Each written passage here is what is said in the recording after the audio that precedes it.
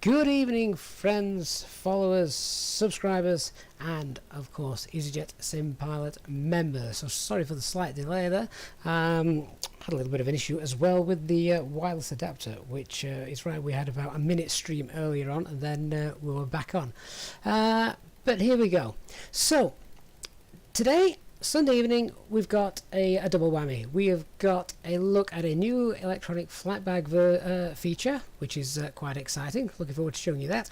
And we're also going to visit the newly released sim. I've forgotten who's coming out. Just Sim, thank you. Mind went blank. Just Sim, Hannover Airport, which has just been released. So we're going to fly to Hannover and have a look around there. So, as you can see in the bottom left hand corner, it does say the new electronic flight bag test version. It is not currently released, so please don't ask me where you can get this. It is not currently available. Will be very shortly in the developer build, so stay tuned for that. So what is the new feature? Well, essentially, do you remember when the electronic flight bag first got released and you could switch it on, you could link it up to your SimBrief account, and you could also have a look at your operational flight plan on there. I think we were all, I can't remember, many of us were doing a live stream. We were on the way to, I want to say Funchal, I think we were all flying to, and we were all having a look and trying to work out how on earth we could have a look at the operational flight plan. We got it up, but trying to scroll through it and zoom in to actually see what was on the flight pad was rather difficult. Now we have got a scroll bar, and we can also zoom in. So whilst we have got an electronic flight bag, whilst we've got the operational flight plan available in a window, as you can see there, now I've loaded that up, I'm hoping we won't actually need to use it so much, because we'll be able to do everything on the flight pad. So we'll have a look at that. The airport that we're at, then, we are flying from the handcrafted London Southend Airport, and again, this is freeware. So we'll just have a quick have a quick look around there. This is a freeware from flightsim.to, and as you can see, there's the train station. And one of the things to note about this is EasyJet actually do fly from here, or they did pre-COVID. However, just have a look how narrow these taxiways are, particularly as we head out. There's our departing runway over there, runway 23. But yeah, very, very narrow, so we're going to have to be very careful and look where I'm going with this, otherwise I'm going to end up churning some grass. Definitely don't want to do that.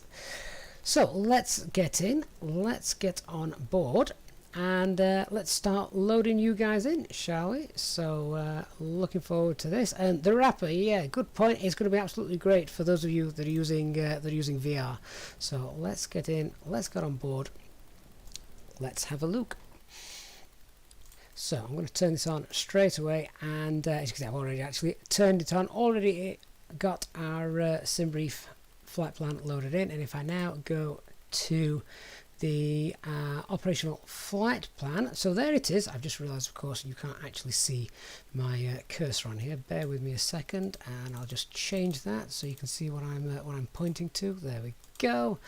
Where's it gone? Right, there you are. So hopefully now you can now see the cursor as well. So there's the operational flight plan, and we were doing all sorts to try and move it. Now I can actually click and scroll through. I'm clicking and scrolling through, nice and easy to move. You've also got the scroll bar there as well if you want to be quick, but also the plus minus signs mean that I should be able to make this obviously larger and zoom in and out. It's not perfectly formatted exactly as you would find on your operational flight plan, just to get all the text in there. So as you can see, that's how it obviously looks on paper, but then we've got everything we need here. So but the ability to just be able to click and drag up and down like this is really, really nice. So you can see we've got our operational flight plan route, all the fuel information there, so we can use this when setting up the MCDU, which we'll go through in a moment. So really looking forward to that. We're gonna have a little play. We can read through note times as well together. Won't it be fun? So that's yeah, that's it. It's beautiful. We'll leave it on that page for now, and we'll start getting set up. Now, one of the things I've not managed to find here is the actual METAR information, so I'm going to come straight down here. In fact, no, I'm not. I'm going to get some power to the aircraft first. So let's just power up, and get some power from the ground power here in Southend. Let's cross that now. Here it comes. So the ground power unit is now on the road. Do you know what? I've completely forgot. I don't need to do that anymore because I believe all this works. So we can also get external power. Should just be able to click that, and that should be on its way. There we go. There's external power. We can check outside as well. All hooked up. And with that, let's turn on the external power. Here we go. Let's start going through a few flows. We'll get the ideas starting to align. Get the navigation lights on. No smoking signs. And we can also now come and pull things through on the MCDU from SimBrief. So let's get that pulled in as well. So ATSU, AOC, init press, and data request. There it is. 1 hour 5 minutes our flight this evening. Let's go back to our performance, weights and balance, and this is the fun bit now. So block fuel 4673. Well, let's check, shall we? So over to our dispatch, operational flight plan, and our block fuel 4673. That is correct. So we can now come back here and confirm that. Let's load that, and then let's have a look at our payload. So the payload 16848. Again, we'll come over here, scroll up to the top, and there's our payload 16848. That is correct. Let's get that loaded in as well. The other thing we can check is our zero fuel weight of 57.8. We can check that here, 57.8 or 57.8, certainly close enough. So that's fine. And then the other thing we can check, let's just turn up the brightness of the ECAMs. There we go.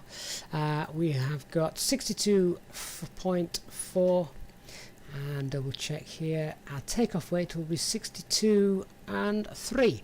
So that all matches up. Quite happy with that, and the fact that now I can just flip between the flight pad and the MCDU makes this really, really easy. And of course it's great for you guys as well to see, because you can see exactly what it is I'm looking at if you haven't got that on screen. One of the things I have noticed is if I just zoom in here, because this is still a test, that's the whole reason that we do stuff like this. So I've just zoomed in so I can do that. If I now just come away from there, go back, it's still the same. However, if I now go to the dashboard and then go back to the dispatch page and the operational flight plan page, yeah, so it just loses the zoom. So that might be something we can report back to them. Just say, is it possible to hold that zoom? So there we go. But it's a minor thing, isn't it? I can certainly live with that. Great stuff. So come to our ground. I'm happy now we can start carrying on. We'll start getting things loaded in. If I also select the passenger, I'm assuming now this might hopefully just start to bring the there we go, we can start to get you guys loaded in. It's good that this also now controls the stairs and the jetway. There's no jetway here, so you guys are all going to have to walk this evening, I'm afraid. But it's okay. Weather's looking pretty good. We are on live weather, obviously not on live time. But that's looking right now, really, really nice. And is the door open as well? Yes, it is. So let's just carry on then with the flows. Fuel's now being loaded, so I'm going to get those fuel pumps turned on. I'm going to turn the seatbelt signs on, and I'm also going to start the APU. We'll give that 3 seconds, and we're also going to start getting you guys loaded on board. So APU is now starting.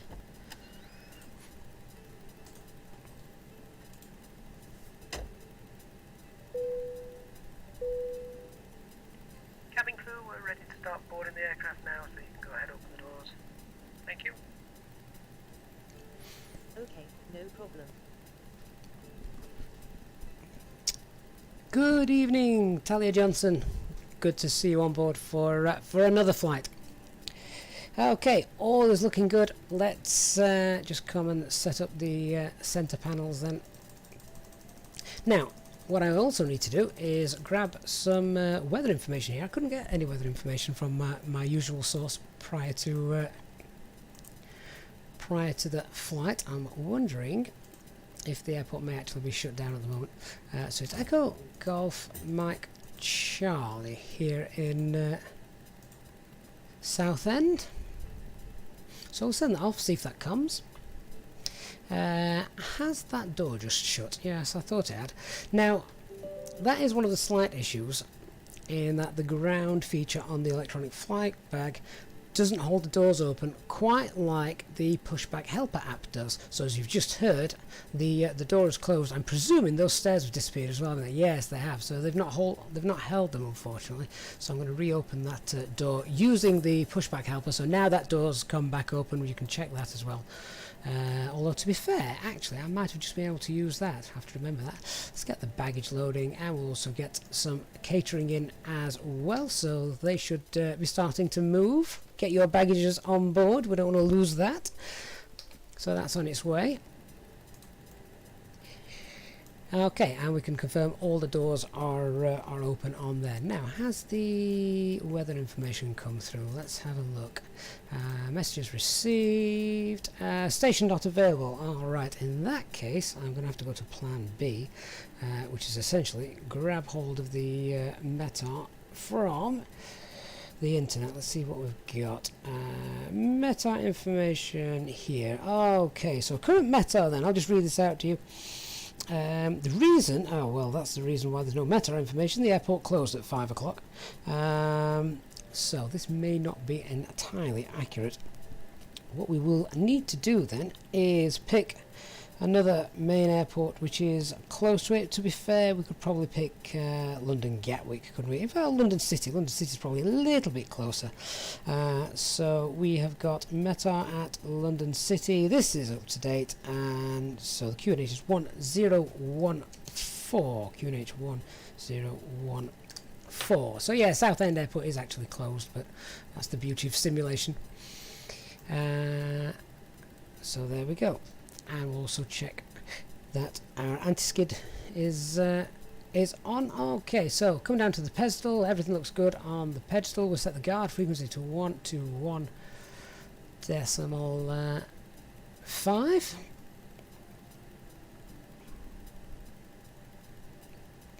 So yeah, Nick, that's the METAR that was currently showing. If you look, that obviously is quite out of date now. So no point using that one. Okay, that's the guard frequency all sorted. Let's get that turned on as well. Alright, 1014. Let's come up to the flight control unit glare shield. Let's turn some lights up. Flight directors are on. I'm also going to set that 3,000 feet as our initial stop climb altitude. Really low, but that's because we've obviously got quite a lot of traffic around here. So they keep us low before London Control allow you to climb any higher because of all the departing traffic. IRS alignment in 2 minutes, and oh no, have I just noticed that that's oh, for plum's sake, the navigation display is not working again. We had this the other day, didn't we? Right, okay, there's no way around this. We've tried this before. Bear with me, guys. I need to restart, and that navigation display will hopefully fire to life this time. I wish I'd noticed that a lot sooner. How annoying. I'll zip through the start though. I'll zip through setting that all up. Hopefully it shouldn't be too much of an issue. Our loading has temporarily paused while the aircraft systems are now turned off again. We've got a complete mismatch of music of the loading screen and self-loading cargo. Okay, ready to fly.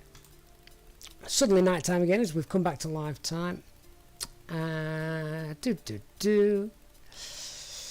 Let's change that back to 12 hours ago.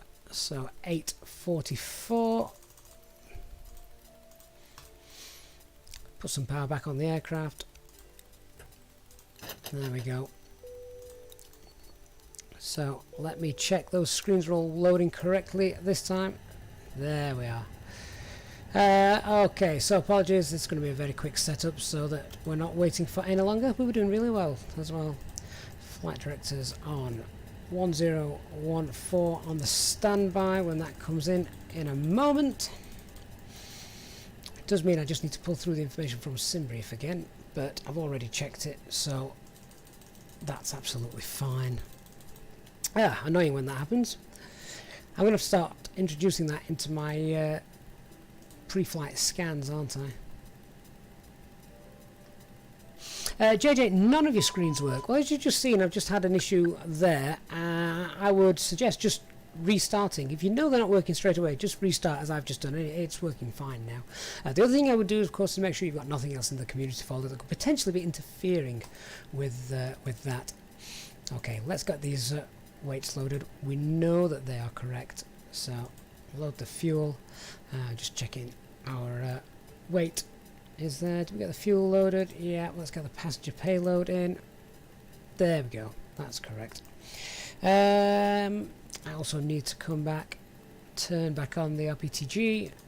There we go. Turn the flypad on, as that's one of the things we want to have a look at.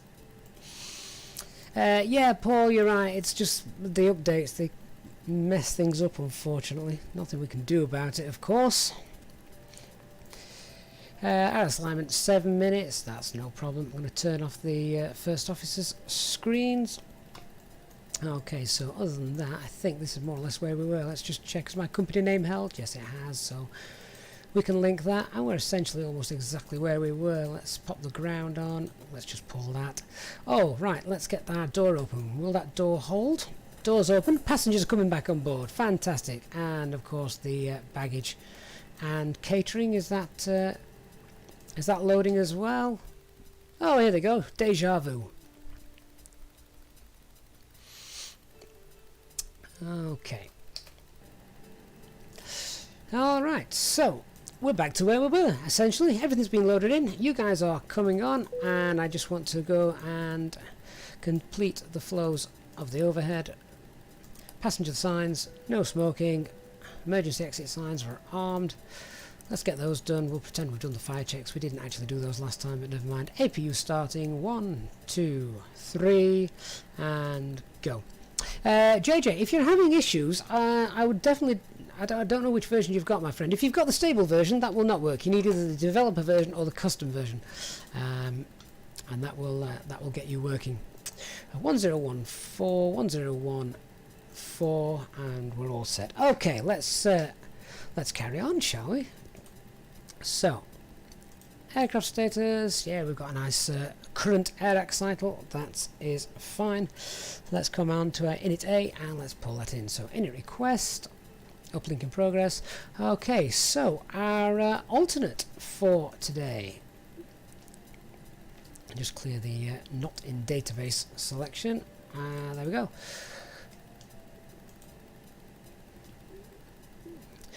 And now we can come and use this as we should. Let's zoom in.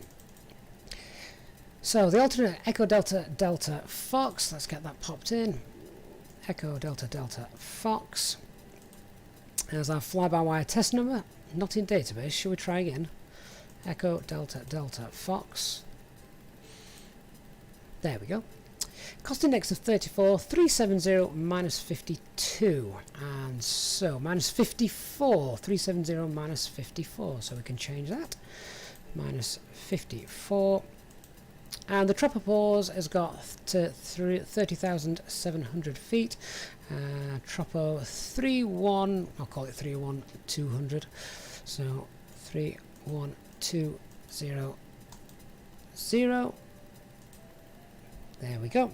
So that's the init A, and our ideas position, we should check that as well. We'll not do that for the test flight, it will be fine. So our flight plan then, which we can see, let's have a look at this. So we are departing runway 23, and there is no standard instrument departure really to speak of here in Southend. Basically we have to depart and then we can turn direct to the Clacton VOR. Now if I just bring in the Navigraph charts, as you can see, so we're going to depart runway 23 and we need to be 2.5 miles away from the airport, localizer DME.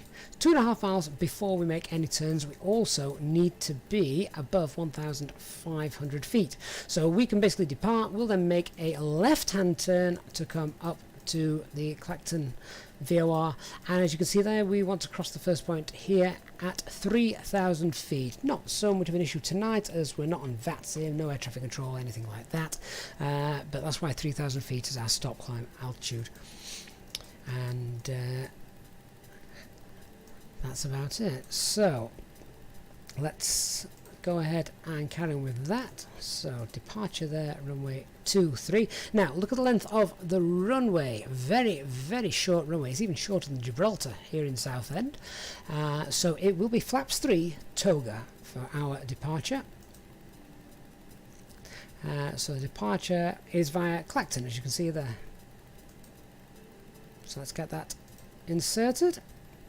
Now our arrival is I do like this. This is a really useful feature, being able to zoom in, read this, and just scroll up and down quite easily. So it's runway 27 right, and it's the November India Echo 27 right star. So 27 right arrival, 27 right. We've got Zulu in there. That's interesting. Okay, we'll have to use 27 right Yankee if Zulu's not available, which means that is going to be via 27 right Yankee. Let's have a look at that.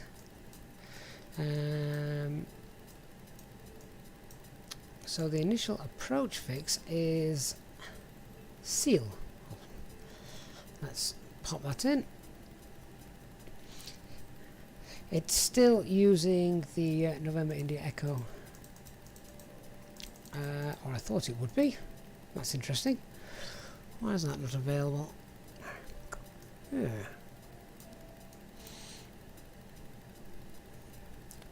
Okay, well, if in doubt, pop one in and have a look.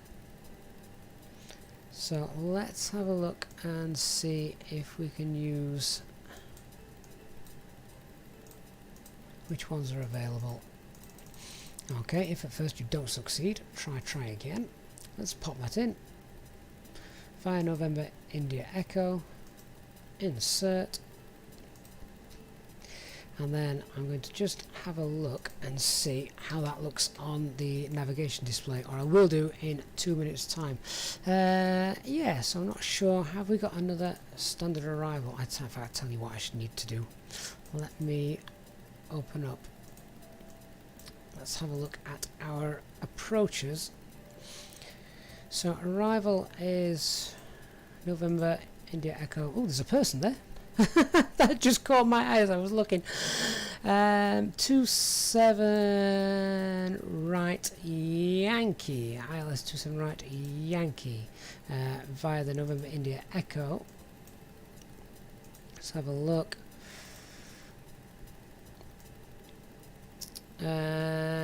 Right, actually looks like it should be the VISC 3 Lima, so let's go ahead and pop that in. VISC 3 Lima, 27 right Yankee, and the VISC 3 Lima, is that one there? Oh, that one's not even there either. This is why the Navigraph database in times like this would be much better. Much better. Seal 27. Yeah, this is the one I wanted originally. November India Echo 27. The VISC 3 Lima. All for the want.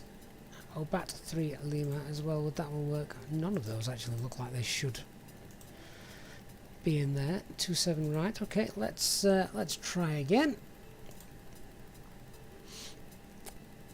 So let me have a look on the navigation display and see what that's coding looks like for the arrival. If it's not the right one, I can change it till I find the right one.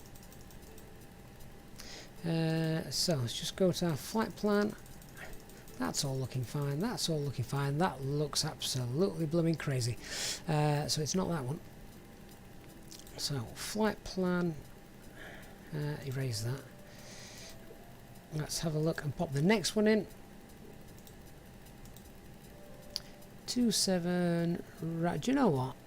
Should we just go 27 left? Will that one work instead? They're all the same stars, aren't they? That's not gonna make a slight bit of difference. Okay, erase that. So ILS 27 right Yankee. Let's try the next one down. The Git 5 Papa. Again via November India Echo. See how that one looks. Insert. Line turns green. Let's scroll through the flight plan, see how that looks. That's even worse. What on earth's happening there? Yeah, okay, that's via a waypoint down at the bottom. Okay, try again if at first you don't succeed.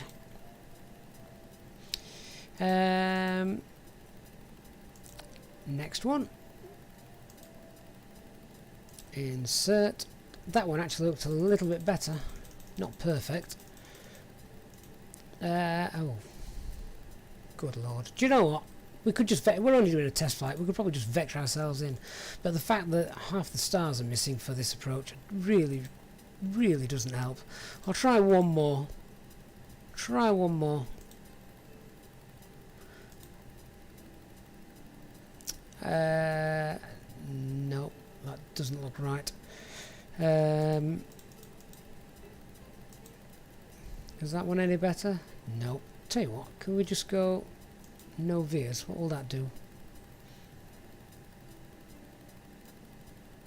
Tell you what, I know what we'll do. Right, erase that. Erase that. I'm going to go no start, and we'll program it en route. See if we can do it manually. So no start, and it is via the November India Echo. Let's insert that and see what that looks like. So we've got no star put in now, so this could look... Oh, do you know what? That... So with no star, that is exactly almost how the actual approach should have looked. We'll just clear that off. Yeah, there it is. There's our actual approach. And now, with no star popped in there, that's what it looks like. Okay, I'm happy with that. Let's leave that, shall we? So, I need to do a gross check with the flight plan and check what the distance is. So we've got a distance there of 405 miles. What does it look like on here? A distance of 438. So I'm happy to take that. Right, finally, flight plan sorted. Okay, the RadNav page. Well, if you recall, I said for our departure, the SID, as it is 2.5 miles from the localizer DME. So we need to actually pop that in 111.35. That should be popped in automatically, but it hasn't done, so we're going to have to pop that in ourselves. So 111.35. 111.35. Let's get that in just there. It's actually put in 108.9. I don't believe... Is that... that's not the frequency that I want. So pop that on there. 111.35. Yeah, good evening. Just tuning in. New update. Looks like a roller coaster tycoon in the flight plan. Yeah, well, that's nothing to do with fly-by-wire's new coding. That's all courtesy of Azobo's own navigation database. Okay, that looks good, and as you can see, that's populated to IND. That's what we wanted, IND, and that's where we want to be 2.5 miles from IND before beginning our turn. So that was good. Digital flight deck. Good evening. Thanks for popping in. I hope your flight has gone well today. Okay, so there's our RadNav sorted. Let's come to our init B page. So the init B page, 0 fuel weight of, here we go, we can now scroll up and have a look for this, 57.8, let's key that in, 57.8, and 0 fuel weight centre of gravity is, oh actually, 0 fuel weight centre of gravity, I think now, empty centre of gravity position, 26.8. So we can actually pop that in, 26.8, that's new. So let me clear that to 6.8. And let me pop that in. So our headwind, or tailwind, trip wind to be more precise, is a tailwind of 1/8. Let's pop that in. Tailwind of 1/8. Let's get that in there. Let's have a look now at our fuel planning. So I'm expecting to see a block planned of around 4.6 tons. If we hit that, 4.4 tons. Let's have a quick look. And we're taking 4.5. Excellent. 4.5. Let's key that in. Takeoff weight 62.3. We can check that as well. Takeoff 62.3. Spot on. Check the alternate. It's calculating 1.2 for the alternate. Again, come down here. Alternate 1.3 and 45 minutes. So we can change that. 1.3. Should see the time change as well in a moment. So alternate 1.2, 1.3. So it does up it a little bit. Let's check our fuel predictive page. So we should arrive at Hanover with 2.2 tons of fuel on board. Fantastic. Jan Ray, good evening. And Christian, where are you? Do you want to go to? You want to come to Hanover? I do too. New airport. Looking forward to seeing that. Okay, so our takeoff performance page then. Transition altitude here at Southend is 6,000 feet. And it's going to be a flaps 3 departure. Very short runway. Flex takeoff temp, leave that blank because it's going to be a toga takeoff. So with that in mind, let's just check our V-speeds. Thrust reduction and acceleration, it's noise abatement 2. We can actually change this to 1038, 1038 for the correct elevation. Not that that's going to make too much difference. It's set to 1050 in a minute. 1038. Oh, make sure they're the same. 38. Oh, there we go. It's rounded that up anyway. Okay. Let's 126. So very low V speeds, given that it's a flaps 3 departure. If we had the takeoff performance calculator, we could potentially bung the weights and things into that and have a look. So let me see. Is the title wrong of the stream, guys? Let me have a look. Oh yeah, so it is. I'd not noticed that. Let me change that. Let me change that. Echo. Oops. So it should be Echo Golf. Should be Echo Golf Mike Charlie 2 Echo Delta Victor. Save that. There we go. That should have updated for you. Alright, so all of that page is set. Very low V speed, so nice. Be prepared for an early takeoff. So our departure briefing, as we've just been doing. So we essentially take off, make sure that we are 1.5 miles out and above 1,500 feet before doing any turn. It's a toga takeoff, flaps 3. So pass F speed, go to flaps 1, pass S speed, obviously, then clean config and we're away. Transition altitude 6,000 feet, initial climb is 3,000 feet, minimum safe altitude is 1,800 feet, and thrust reduction acceleration, as I say, is a noise abatement 2, so 1,040 feet for that. The weather here looks absolutely fine. The weight of the aircraft is well below the maximum landing weight. If we did have an issue, then I probably, depending on the issue in question, I probably wouldn't have a problem returning here. It is a very short runway though, so it depends what the issue is as to whether we'd return here or just go to somewhere like Gatwick, which is obviously very close to where we are. But I think you guys are now all on board. All the luggage is loaded. The main door is now closed. And we're about ready to start running some checklists and pushing back. So let's come back to our fly pad, the ground services. All passengers are on board and doors have been closed. That's great, thank you. External power can come off. APU bleed is on. External power now has disappeared. So, cockpit preparation is completed. Signs are on and auto. Ideas are all aligned. Let's check. We've got our 3 nav green actually.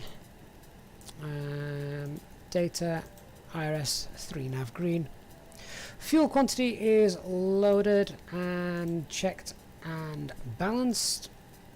Flight management guidance system is all set with our flight plan coded in. I'm also going to turn on the flight, the landing information as well, because we need that before we start making our left hand turn. Altimeter 1014 set and cross checked. So let's have a look at pushing back. Welcome on board, everyone. Looking forward to this first look at Hannover Airport when we get there as well. Cabin crew, we're all ready to go, so please arm the doors and cross-check, thank you.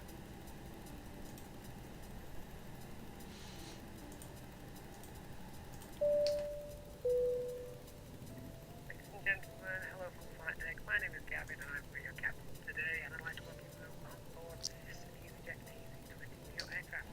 We're not expecting any delays, we're going to get pushing back pretty soon. The guys on the ground have just popped the last of the luggage away, so if you can assist the cabin crew in getting yourself sat down, seatbelt on, everything fastened, and give them your full attention for that safety briefing, and we'll get going as soon as possible. Once again, thank you for choosing Easyjet, and we'll meet you in the flight today. Okay, before start, checklist below the line. Windows and doors are closed and armed. ECAM status is checked. And our parking brake is on. We're about to release the parking brake and we're about to start pushing back. So, parking brake released, and we're going to start pushing back very slowly given the small taxiway behind us. And let's start engine 1. APU bleed is running. Engine mode selector to ignition and starting engine 1.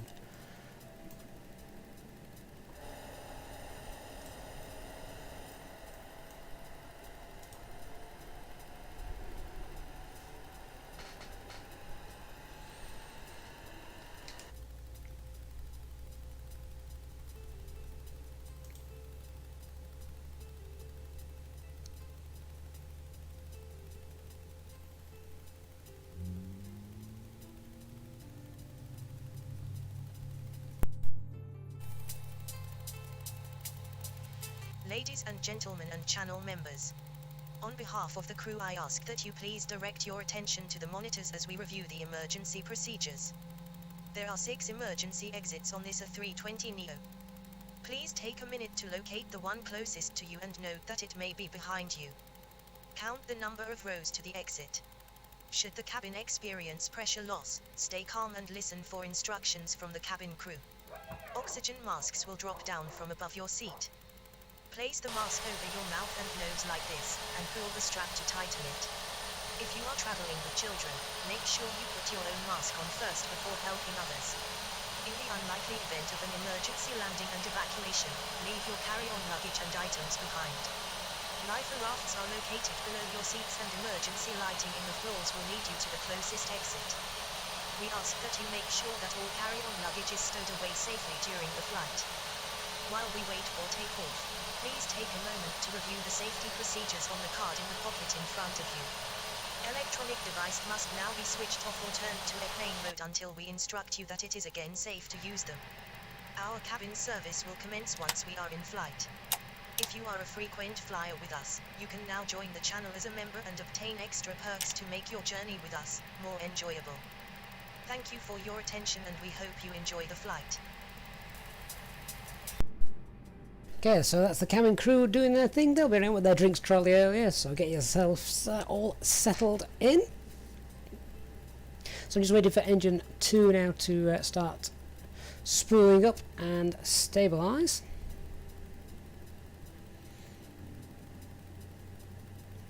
Here it comes.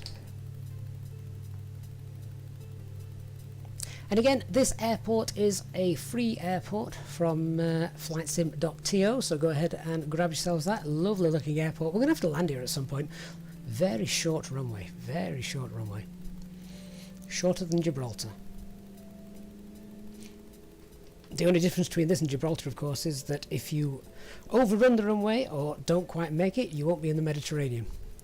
You'll be in a field. So engine 2 has now stabilised, so our engine mode selector can come back to norm. APU bleed can come off, and a little bit of a few clouds up there, so we'll pop the anti-ice on as we depart. APU master is coming off, and ground spoilers armed. Our rudder trim we need to check, and flaps 3. 1, 2, 3. And the pitch trim wheel centre of gravity is 30, almost bang on. Let's get that lined up. There we go. Don't want to get that wrong on this runway. ECAM status is now checked. We're cleared to disconnect, so wave goodbye to our friendly tug driver. Off he goes. We'll wait till he gets out of the way before we run him over. So the after start checklist. Anti-ice is on. ECAM status is checked. Pitch trim is 30% and our rudder trim is 0. So the pushback tug is now clear and out of the way. Let's get the let's get the taxi lights on. And I'm going to do a flight control check as well. So full left, full right, neutral, full up, full down, neutral, rudder full right, rudder full left, neutral. And as you can see, those control surfaces moving very, very quickly because we are in the dev build with this extra flypad feature. So it'll be a little bit more sensitive than we're used to. Let's start our taxi. We shall get all the other things turned on once we're holding short, just because it's a very, very narrow taxiway and I don't want to be taking my eyes off the taxiway as we're heading down there. Let's go.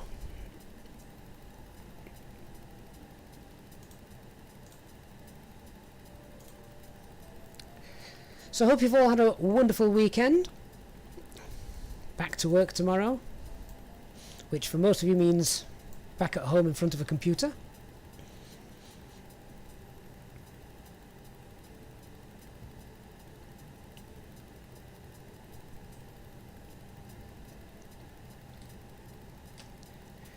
Brake check just there.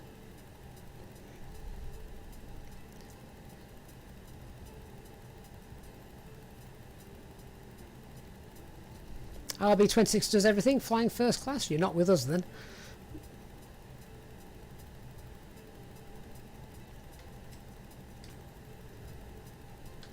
Just looking at the windsock, that seems to be blowing rather nicely, doesn't it?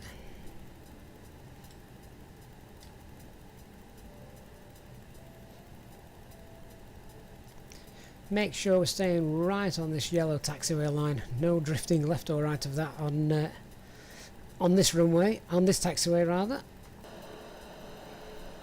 Very narrow, but we do fit. And as I said a little bit earlier on, EasyJet did actually fly from Southend prior to COVID.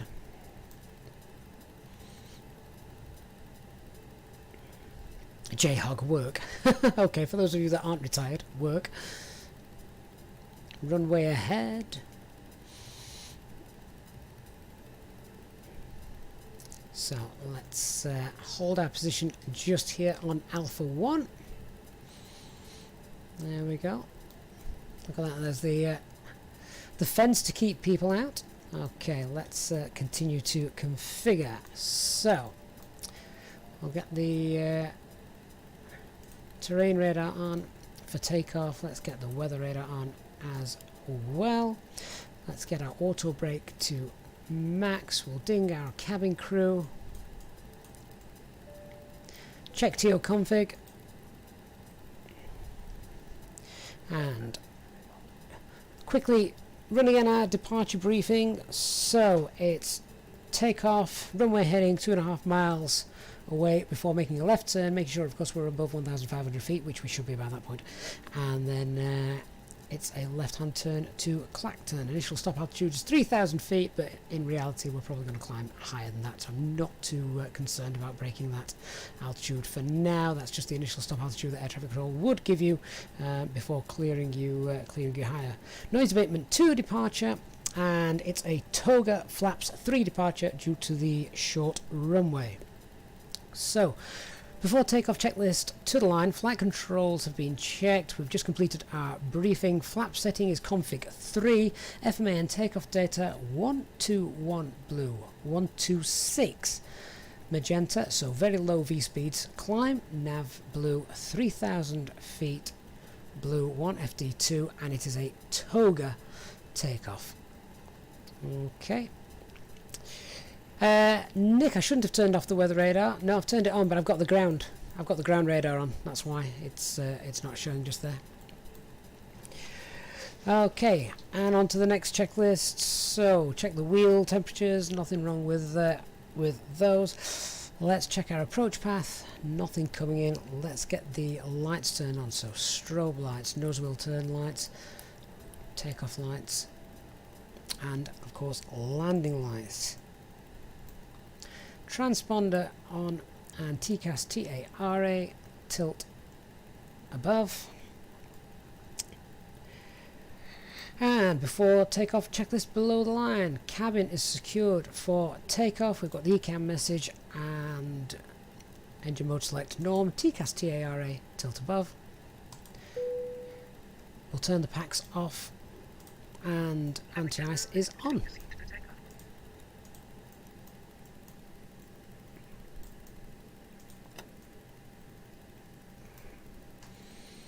So let's line up.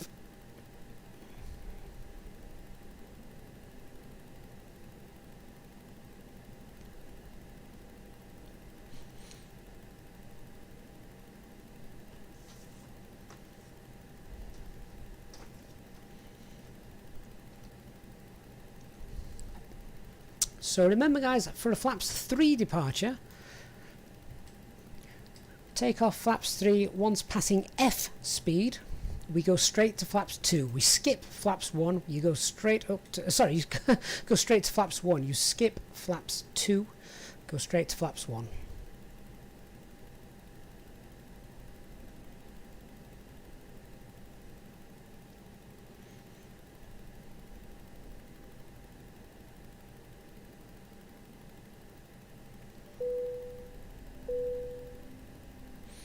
That looks like a little bump in the runway there, doesn't it?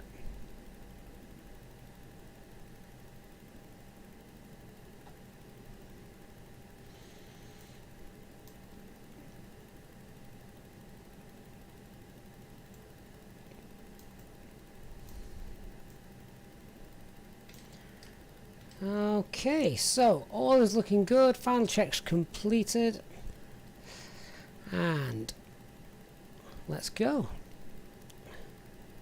Start the chrono. 50% N1, and set takeoff first. Man Toga, SRS, and runway.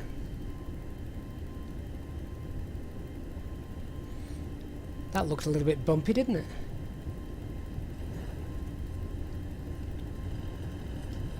.100 knots. V1 and rotate. Ooh. What on earth is the wind? Flaps 1.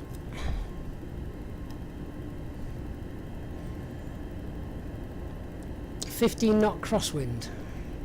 Looking at that.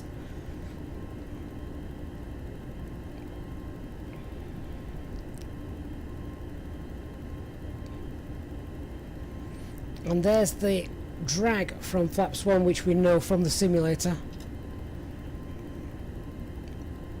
So, climb thrust, let's lower that nose because we're not going to accelerate anyway with the drag that we've got at the moment while the sim is broken with flaps 1.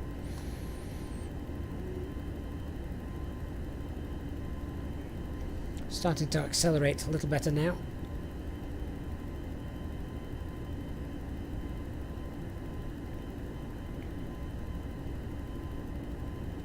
So I'm just waiting till we are 2.5 miles away. There we go. I'm going to start that left-hand turn now.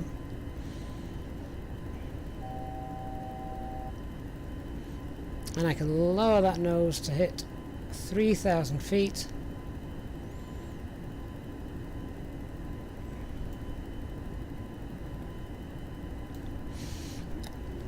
I also need to get the packs back on, but I'm concentrating on the departure at the moment.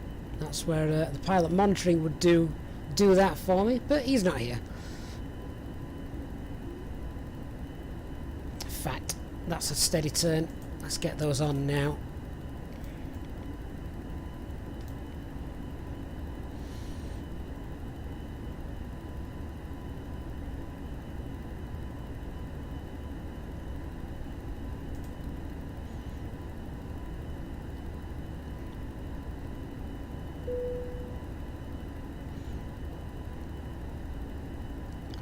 So holding 3,000 feet, still flying manually. We've just passed S speed, so flaps 0, ground spoilers disarmed. I actually disarmed those a moment ago, that was my fault.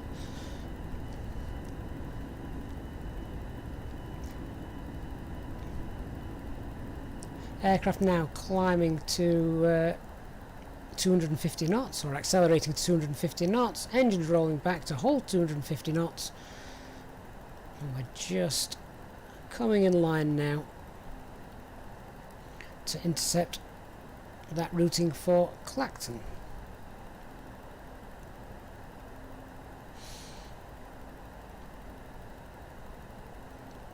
So at this point air traffic control would probably give us clearance to climb to a higher altitude. So I'm going to initiate that and we're going to go flight level 150, and we can start that climb manually. I'm going to engage Autopilot 1 in a moment. So there we go, starting to climb out, and now let's engage Autopilot 1. What I'm hoping in a moment is that Autopilot will not fling me over to the left, but it might do. Let's be aware of that. So engaging Autopilot 1, speed Alt star. Shouldn't be showing us Alt star at this stage, should it? Let's just, there we go. Climb thrust, climb. Flight level 150 showing.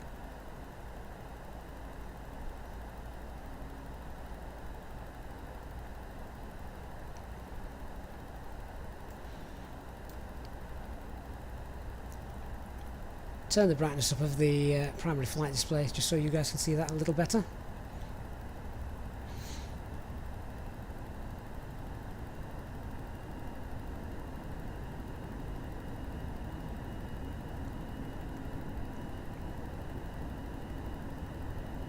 And as you can see, we can turn this off now, but we're just crossing the localizer for the runway we just departed on, but we can turn that off. We just needed the distance on there for our departure.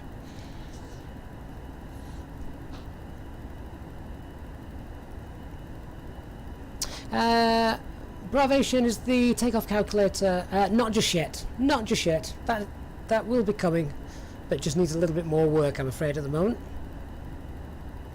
Rust, latest news with flaps 1, it's still got increased drag.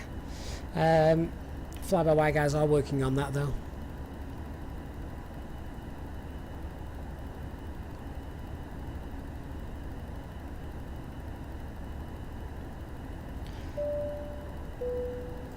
Ladies and gentlemen, you may now use your electronic devices. Rechargeable battery packs are available for your smartphones and tablets. Please use Super Chats or Super Sticker to get your cabin crew's attention. Cruise flight level is 370. Joining our frequent flyers club and joining the channel. We can also pop that in. Okay, so we'll go to our climb cruise altitude now. Flight level 370 blue, we've passed 10,000 feet. We can release the cabin crew as well. We're above the clouds, let's get the de-ice off.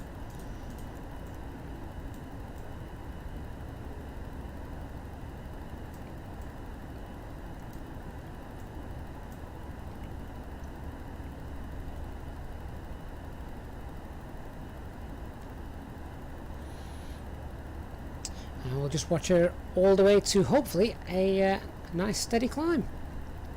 Won't be long now before the cabin crew come round with the drinks trolley, so feel free to take what you want from that. It's all free. It's all on the house on behalf of Fly-by-Wire, so to speak.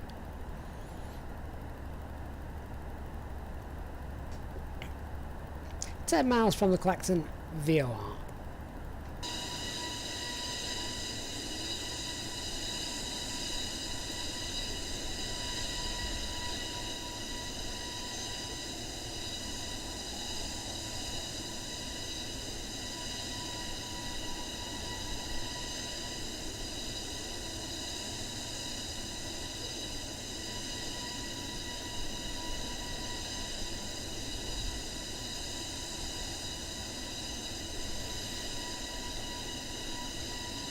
So, as Dark Fury has just said in the chat, this version has now just been merged, literally must have been within the last hour or so, has been merged into the developer build. So you too can also have a lovely, easier navigation on our on the FlyPad, which is great. Okay, let's get those seatbelt signs off. Stretch your legs. Use the toilet.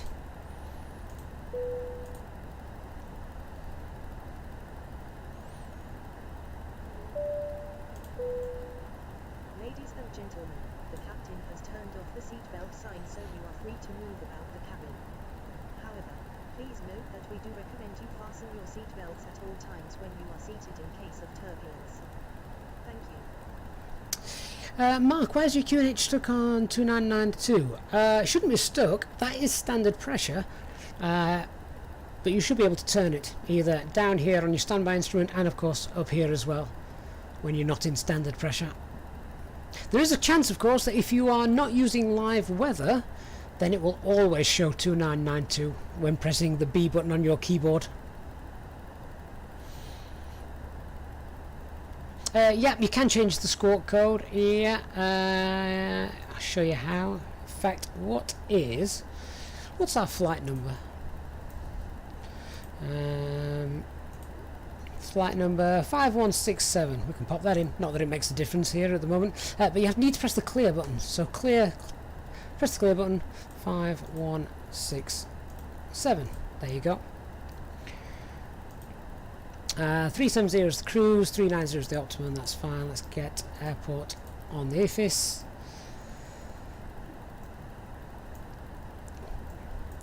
All is well, working as it should.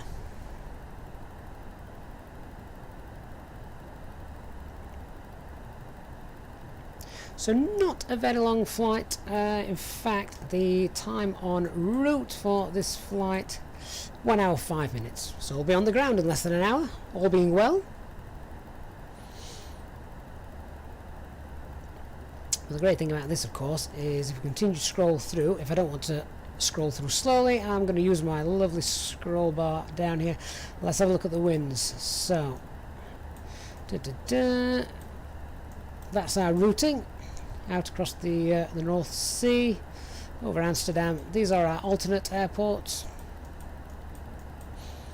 There's a jet stream coming down over London, looking at that.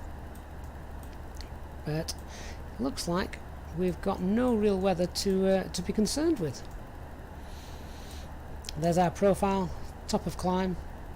Not often you fly above the tropopause. And our top of descent, straight down. That looks like a rather rapid descent. It's not, but it just looks like it. There we go. And of course, if you really get bored now, you can just sit and read all of the NOTAMs.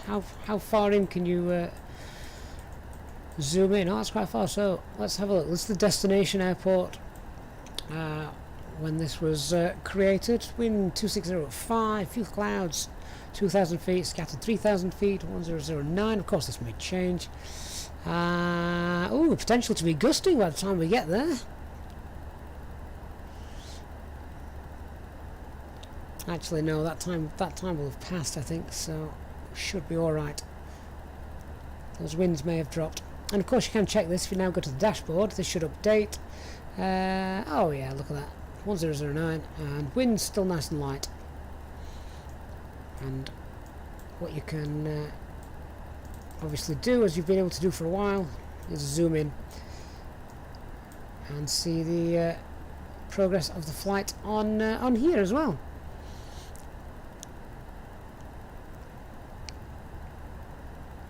I can see the tablet is moving a little bit. That must mean we've got some turbulence. Won't be too much. In fact, nothing on the significant weather charts at all. But have a look. We said there was that jet stream that was coming down from the north near us. Just have a look at that wind. So there it is, as the charts predicted, from the north, a nice crosswind of 94 knots. There's been some great wind over Europe this last week.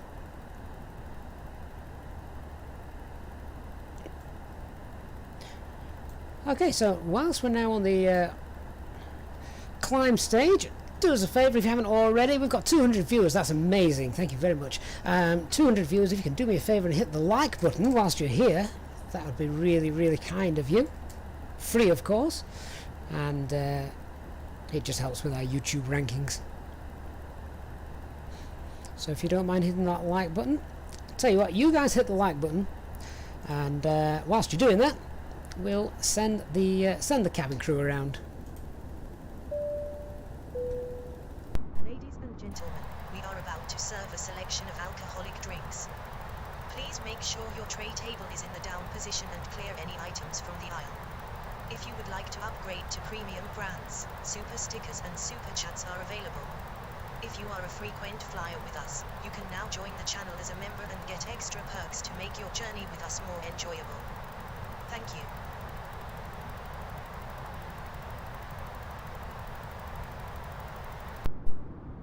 So there we are, leaving Blighty behind. You can just see the shoreline.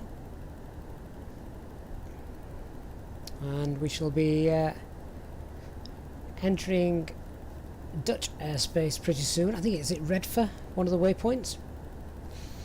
That, in fact, you'd be able to find that out now quite easily looking at our trusty flypad. If I come back on here and have a look down there, if we go back to our operational flight pad, and we can have a look. This would be really handy actually as well when flying on VATSIM. So yeah, there we go. So it's at Redfer.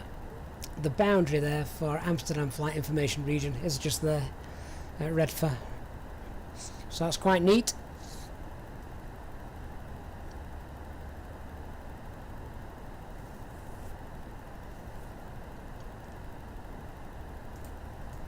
What else have we got? Should we find something interesting to read? In fact, I just need to keep an eye on, where are we? Flight level 30. So 7,000 feet to go, and then we'll be in our the cruise stage of our flight.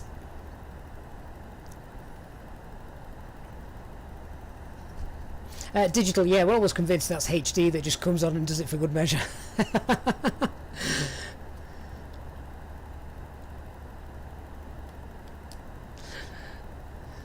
I'm sure it isn't, but it might wind him up if we tell him it is. We'll also have a look at what's going to happen with our arrival as well, because I'm going to check these waypoints out, but let's get to our cruising altitude first.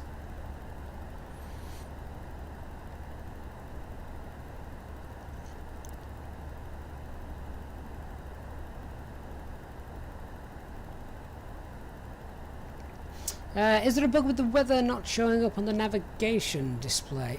No, not at all. Remember, it'll only show up areas of obviously heavy precipitation, areas that you want to avoid, all this stuff. These white fluffy clouds, they're not really a a threat to the aircraft, so don't worry too much about that. Remember, of course, that your weather information will not be displayed if you've got the terrain radar turned on. If I turn that on, you can see these little patches of cloud. If I turn that on, they're going to disappear because it can't show both at the same time, so it is one or the other.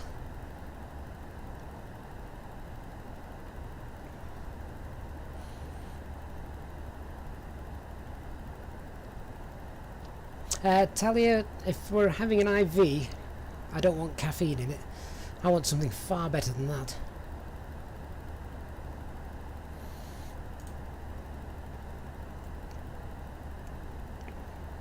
So what I am hoping then today, guys, is when we come into land, the speed doesn't go completely crazy, or rather the auto thrust doesn't go completely crazy, and I have to land in Cessna mode.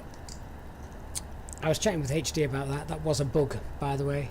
The aircraft would not do that. Something went wrong, so we had to fly completely manually, which is something I've not done for so long. And for those of you that were here in that stream, you'll have noticed. It was interesting, very interesting.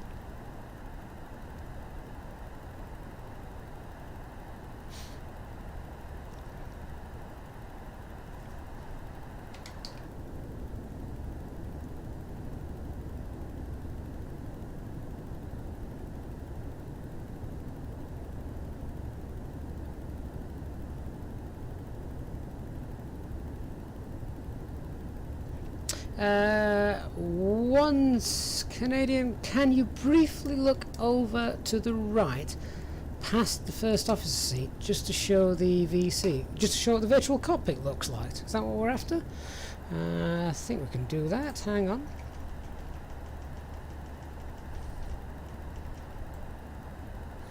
So is it, are you wanting to see the flight deck from this side? Is that right? Looks just as good from this side as it does the other side.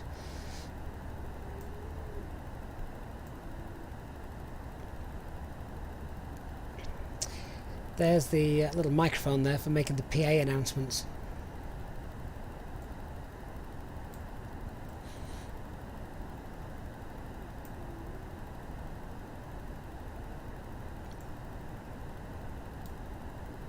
So I presume that was what you wanted to have a quick check at. Let me just reset that camera position. There we go.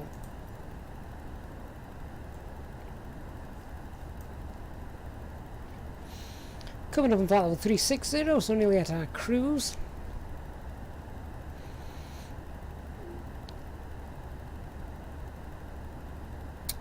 Anthony, yeah, minus the iPad, which to be fair I'm glad about, because it doesn't need one, does it? They could perhaps pop one in there that's just not turned on. But as you see, as I do with the first officer screens over here, I just turn those off. I'd rather have the frame rates and all the information I need I can see in front of me.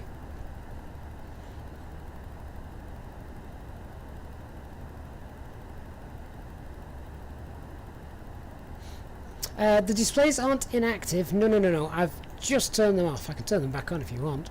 The reason I do that is just because it saves frame rates. Because they now work independently from these. So I've got Mac, Alt, Star and Nav just clicked in as we approach flight level 370.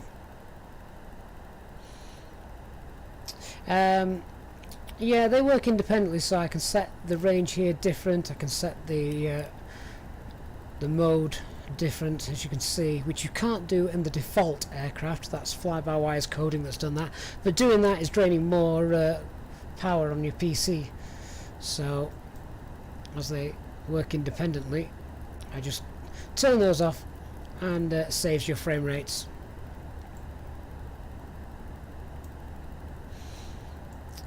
So just coming up to our cruise altitude now of flight level 370. Oh, cap, does F reset the view? Oh, great little tip. Mac Alt Cruise. So now we'll hold flight level 370, give or take 50 feet.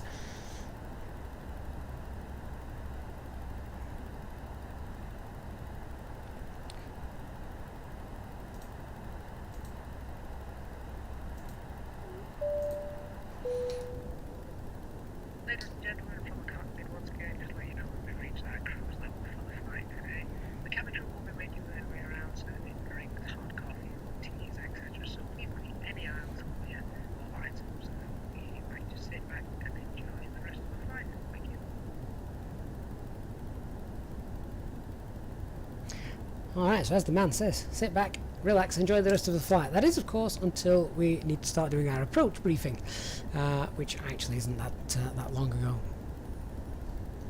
Nick, have I got new lighting in this version? Well, technically this is the latest dev version, just with this new mod, so I presume yes.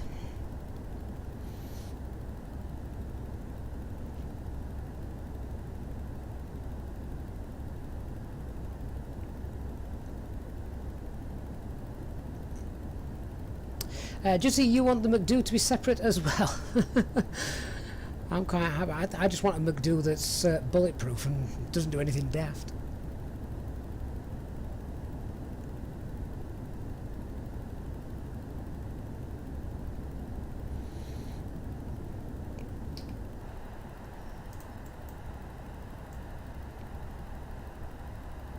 So we are direct tulip.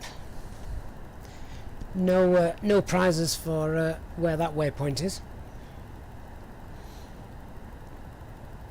So let's have a look, shall we? What are we expecting on our? That's our departure, and here is our arrival. So from Nienburg to Delta Victor 502. 560, 61, 62, 63, 64, 65, and then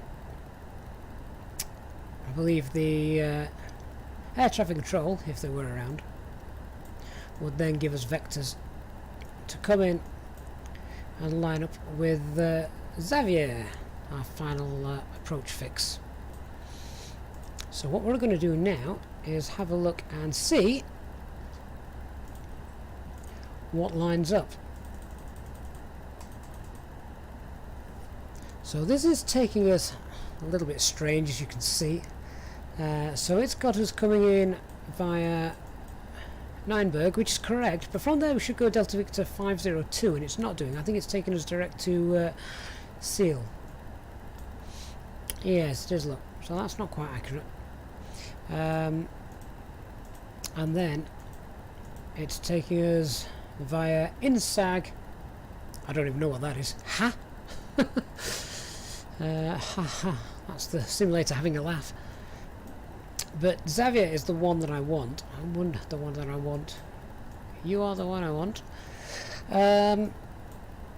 So why is that not in there? Okay. If we have a look at how that looks on the navigation display, let me just pop that out here, bring that across. Let's pop that into plan mode. So just zoom in a little bit. Okay, so that's essentially what it's doing. To be fair, I might as well just leave that arrival because it's not completely off, is it?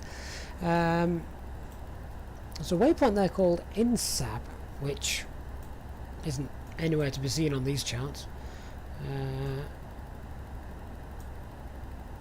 I wonder if that uses 27 right Zulu. I've got Yankee pulled up in there. Let's see what 27 right Zulu has. Oh no, that one still uses Xavier as well. 27 left is Odini, so that's not correct either. So INSAB, where on earth is that? No, oh, there's HA, which we saw on the flight plan. So that's there, which is just here, that little diamond there.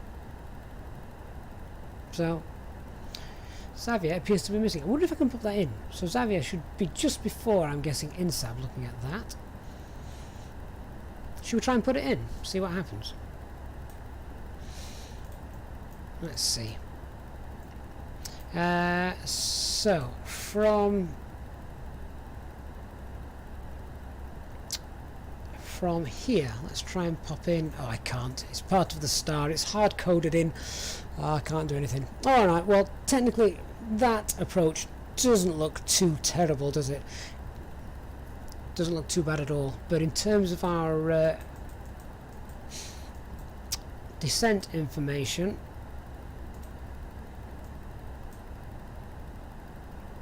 We want to be below 7,000 feet when we hit seal, and from there down to 4,000 feet. So if we work on being at 7,000 feet by seal, and then down to our platform altitude of 2,000 feet. Yeah, 2,000 feet. We can actually only go down to 2,500 feet after leaving seal, as you can see just there. Christian, no, that's fair enough. I was purely using it just for descent calculations. That's all. Russ, you off, my friend? Thank you for tuning in. Okay, so we're at flight level 370, and I want to be 7,000 feet at seal. So let me just get rid of that. Let me get rid of that. Let's come back to our flypad.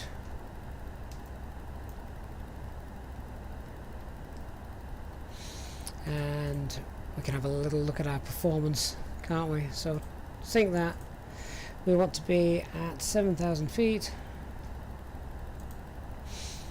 Nice steady descent rate of about 1,500, which is 151 miles. That sounds like a long way out to start the descent. We can descend probably a little bit quicker than this. So let's go 2,000 feet per minute. So yeah, about 113 miles out. Though to be fair, we can roll back the speed a little bit as well. So what we can do is, if we change that, why is manual input not working? Oh, there we go. If we change that, what did I say, 7,000 feet, and we can reduce that to about 425. So about 2,000 feet per minute at 100 miles away. That should work. And of course, just double check the wind. We have got a tailwind as well, so we need to take that into consideration as well. Other than that, that's fine. Oh, Russ, fair enough, you're still there. You just wish me luck on changing the route. Oh, I'm not going to change it. I'm going to leave it exactly where it is. Just clear the airports off there. So, yeah, we'll start descent 100 miles away. And we can see it almost there. So we're not actually that far away. That's 60 miles away from our top of descent at the moment. So you've still got plenty of time to get that drink in. And for those of you that do happen to be in morning, as it's obviously PM here, it's 21:48, but the simulator time is set to 9:48 AM. So we're just about to serve you all breakfast. Ladies and gentlemen, we are about to serve a selection of snacks. Please make sure your tray table is in the down position and clear any items from the aisle. If you would like to upgrade your meal to the premium package, super stickers and super chats are available. If you are a frequent flyer with us, you can now join the channel as a member and gain extra perks to make your journey with us more enjoyable. Thank you.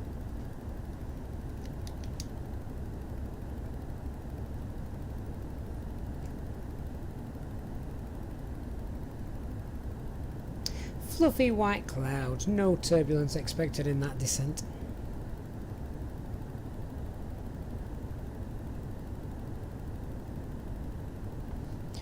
Nick, you've just had dinner. Oh, I'm from Yorkshire. That's tea in our book. Not to be confused with the cup of tea, of which I don't have.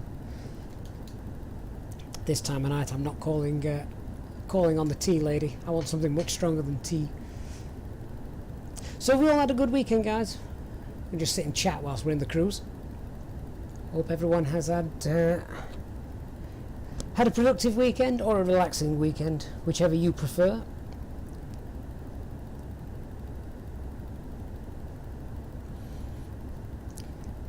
Digital, you'd like 2 stale oatmeal raisin cookies and a glass of warm water? No problem at all. How old do you need your cookies to be? 2, 3 days? Lugs 5678. So the new feature is we are now able to zoom in and scroll around correctly by clicking and dragging on the operational flight plan, which is lovely. Dark Fury. Which type of tea is it? Hope it's a good one. Drummer Boy. Same question, same answer. For those of you that have just joined the stream, though, it's a fair point. So, those of you that want to see, if we go to the dispatch and the operational flight plan, we can now just click and move. We can really easily navigate around this. We can obviously zoom in and out and check. So, for instance, where are we? We're about at LPAT, 32 minutes into the flight. We can come through. There we go. There's LPAT. 32 minutes into the flight. Spot on. So that's looking really good.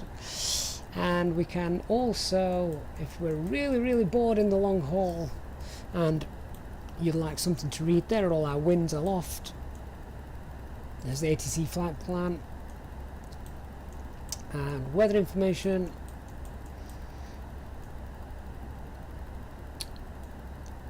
And here are our NOTAMs. NOTAMs. And that's why we couldn't get any weather look. Southend, deactivated, closed, no HS available, last departure no later than 16:45, first arrival not before 15 minutes past midnight.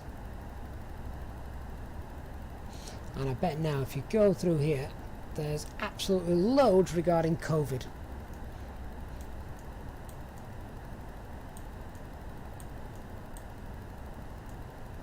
So this is everything on here regarding Southend, where we departed.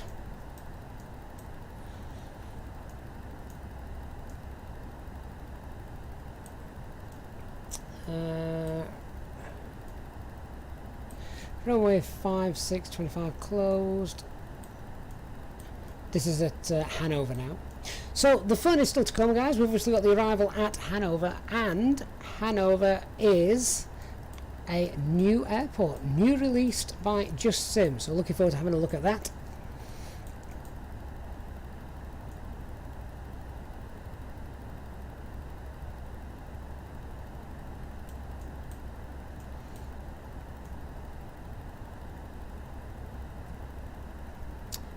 Runway 5 left, 23 right closed due to reduced fire brigade coverage.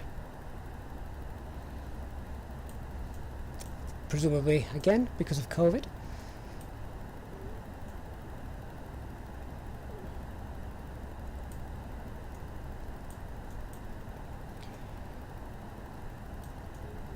And then at the bottom, of course, we've got our weather and flight route, as you can see just there. Drummer Boy 8 has been merged into the developer version about 1 hour ago, and it'll come into the experimental version usually about a day or so later. There's usually a day between the experimental and the dev.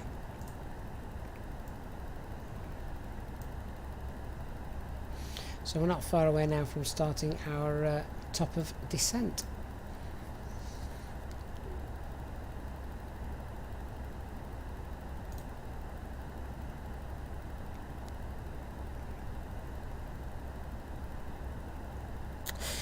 Richard, this is the latest stream for me.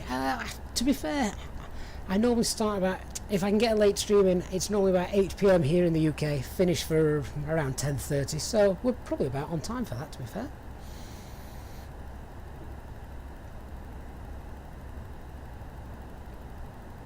So, looking forward to seeing what Hannover Airport has to offer when we get there. I will also be doing a quick flight around with the drone.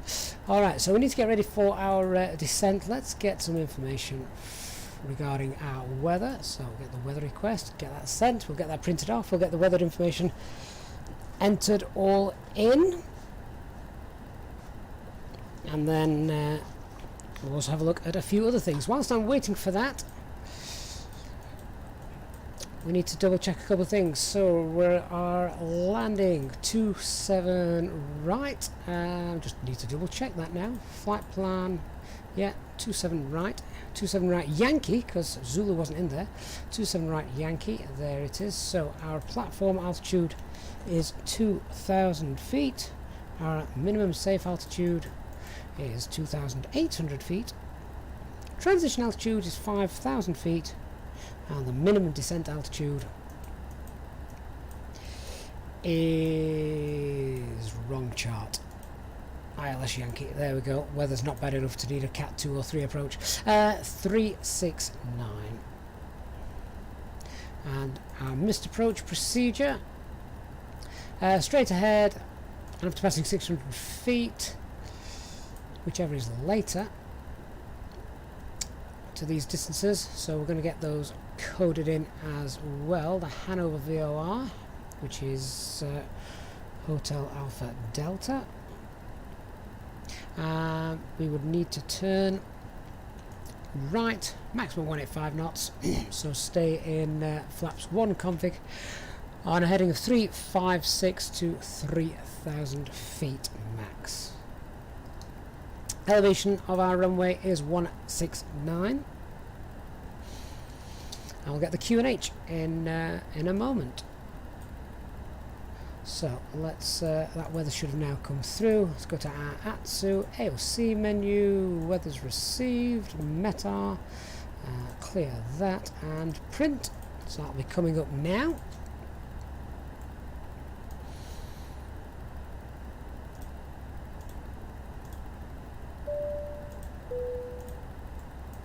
Ladies and gentlemen, just from the flight deck again, just to let you know, we'll shortly start descending towards our destination. The cabin crew will soon begin preparing the aircraft cabin for our arrival, so if you can help them by make sure the aisles are kept clear of any baggage, etc., so they can make their way around the aircraft, that would be most appreciated. Thank you, and we'll speak to you again soon. Okay guys, so not long left to use the toilet. Let us enter this information into our approach phase, then we need to start our descent. So QNH is 1009. Our temperature is +5. Winds 250 at 9.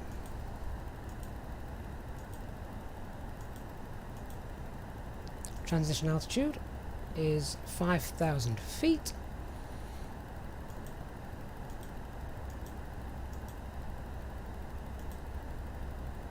Minimum descent height 369.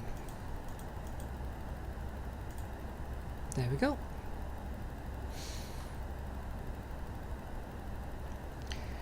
Okay, so with all that information entered, let's also pop in the ILS frequency, which doesn't auto-populate, particularly when we've changed it at the start of a flight. It should do, but 108.9.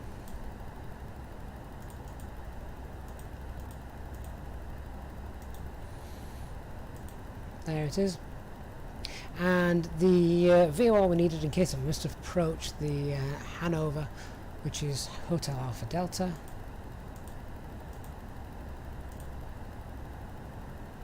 There it is, 113.95. All looking good, and it's time to start our descent.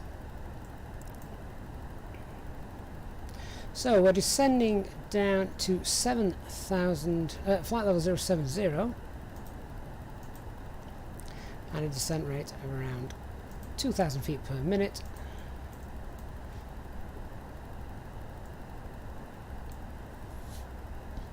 And the engines will roll back.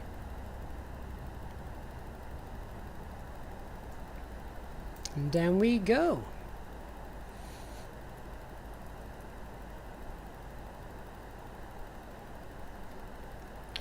Okay guys, so we're now on our approach into Hanover, looking forward to seeing the brand new scenery from Just Sim. If anyone wants to check that out, have a look at the video description, there's a link to it in there.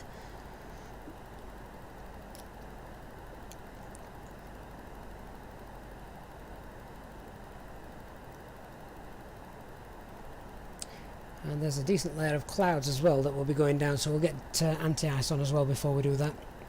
So we've got our weather and landing information, flight management guidance, computers all coded in. Landing elevation is 169, auto brake not required for a nice long airport. Nice, nice long runway. Is it a nice long airport? I don't know. Our arrival briefing we've done. We're essentially just sticking with the rather botched approach which Microsoft Flight Simulator has given us, but as we can see here, it takes us straight from November India Echo across here, decel to the seal VOR, and then we're in from there. Oh, strangely enough, look, Xavier is there. It's just missed it, look. That was the waypoint I was looking for.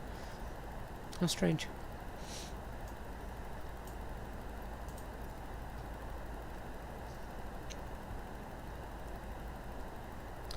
We shouldn't need the terrain radar on for our approach either, there's not much to speak of.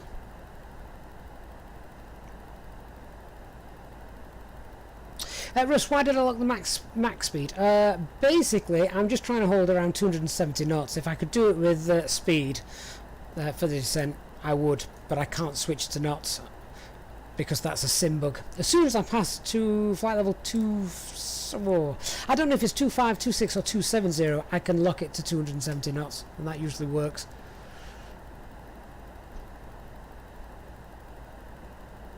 But we are on Lewis Aviation, good evening. Yeah, we are on live weather, just not live time. Saturated EFB stands for Electronic Flight Bag, which is a fancy way of saying the iPad over here.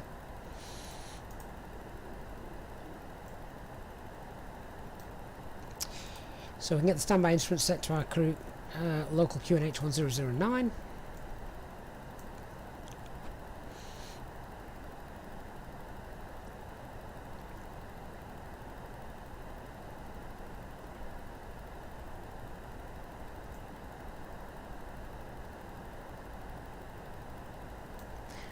So all we need to do now is just watch our descent and keep on profile. So again, one of the annoying things, I want to hold 270 knots. Well, I can't at the moment. And as I descend, the aircraft increases speed because it's targeting max speed. So I'll just roll that back now to Mach 0.71, which is around 270 knots.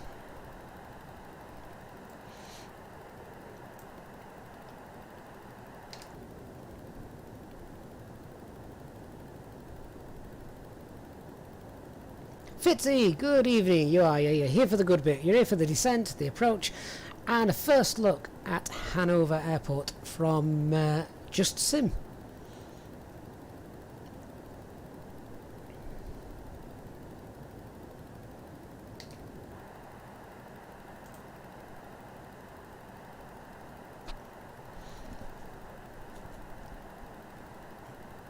Christian, you know any Hanover, are you? What's the weather really like?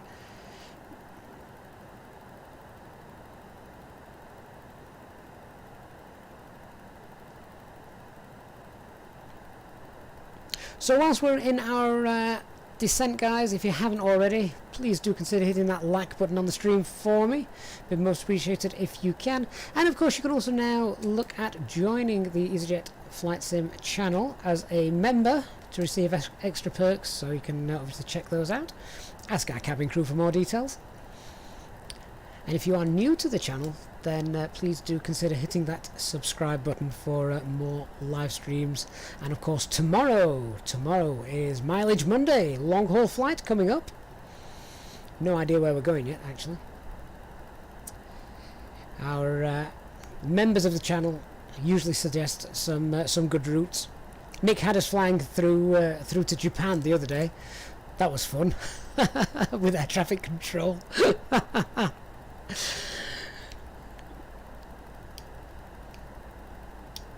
Christian, has been raining all day. Oh, that sounds like British weather.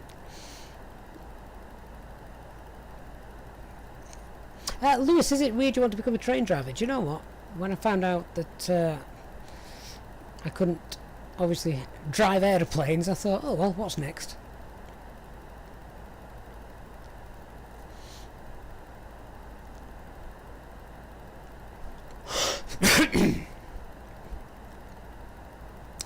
So Lewis and obviously everybody else, tomorrow is Mileage Monday, and the flight suggestions, we always try and do real world flights, particularly on a Monday for the Mileage Monday. Try and do real world flights for those. So the real world flights normally start between 10 and 10:30 Zulu time, and they're usually around 5 hours flying time. So with an hour on the ground prepping, it's usually a good 6.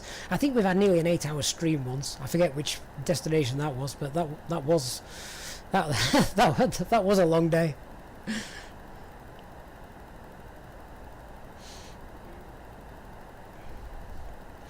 Lewis, do I know the Met line? It's been well, it's obviously been a long time since I've been in London. We've not been allowed to move, have we?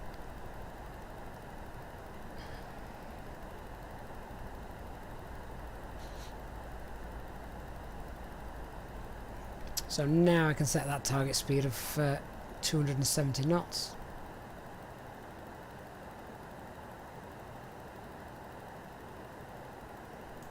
Nick, was Sydney the long one? Could have been.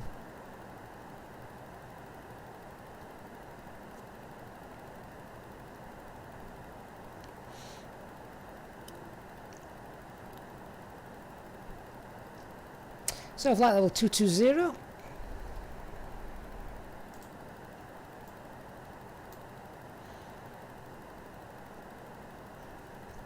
I think you're right, guys. The Sydney one was a little bit different, wasn't it? Because I actually started that in the afternoon rather than a normal morning stream. We started it in the afternoon and finished around 2200 hours Zulu time. Saturated, have I visited my house? Of course I have. Didn't everybody when the sim first came out? What really impressed me was not only was the house there with the street, but our house, the last 4 houses on our estate have a different coloured roof to the other houses, and in the sim the house had a different coloured roof. Fantastic.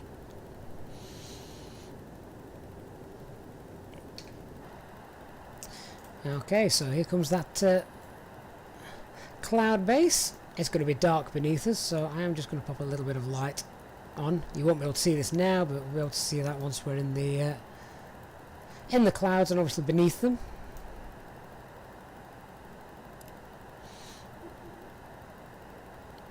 So I'm going to put the ice on as well.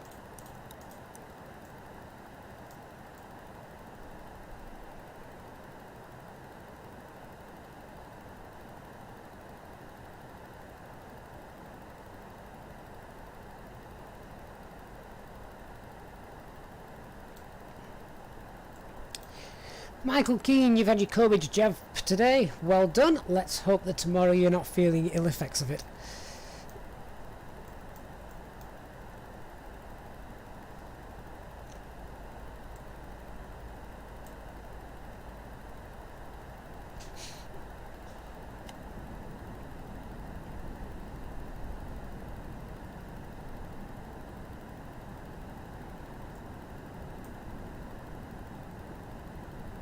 So just watching that descent profile, we need to do 10,000 feet in around 30 miles, that's okay.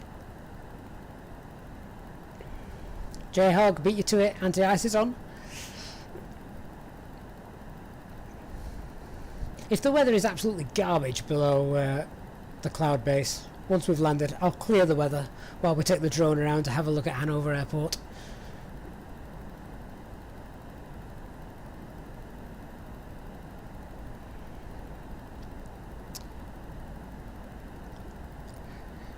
So down we go, and let's get the passengers all in their all in their seats and strapped in.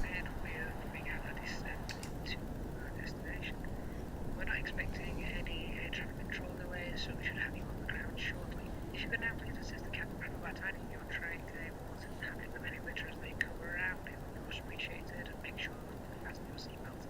For safety reasons, please turn off any electronic devices you have, or switch airplane mode on your mobile phones. Please note the aircraft toilets will also shortly go out of use. Thank you, and we'll see you on the ground shortly.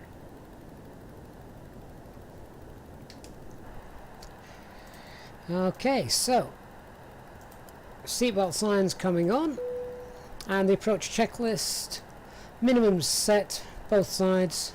Engine mode select norm, and our electronic flight bag is stowed. The captain has turned on the seatbelt sign. Please fasten your seatbelts as soon as possible. Thank you.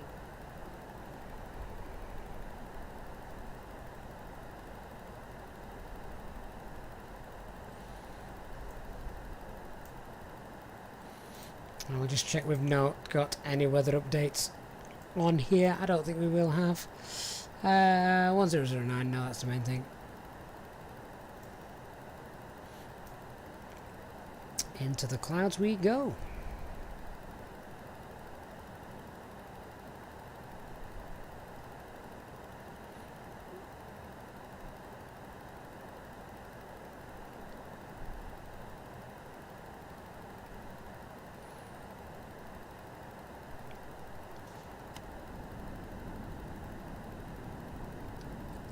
We also need to remember as well, guys, when we put out flaps 1, we are going to expect some heavy drag on the aircraft.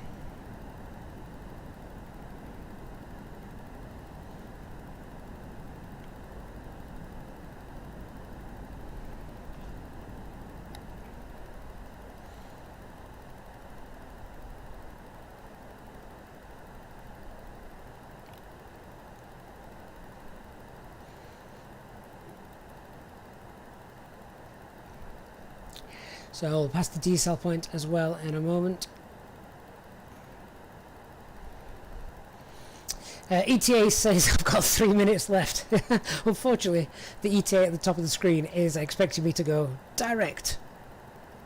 That's as the crow flies. Fitzy, you did your second VATS in flight and found the whole thing terrifying. That's understandable.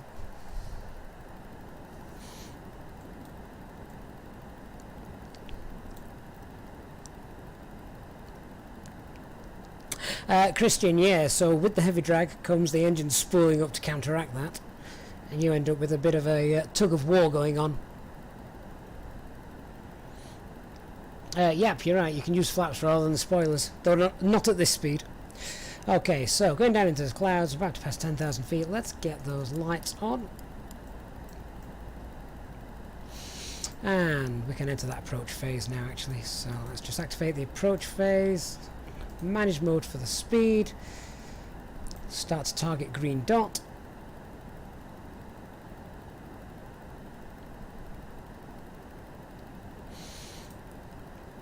ILS information is on and confirmed. Check we've got the correct identifier. India Hotel November Whiskey, and we have.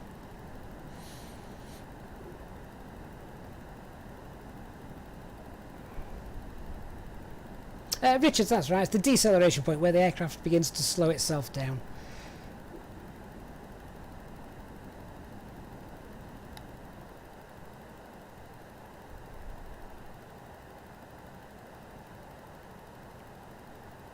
What's really strange, Christian, is then when you go flaps 2, all that drag disappears, which is obviously very unrealistic. So then your engines just basically stop working until you get down there to the speed that you should be at.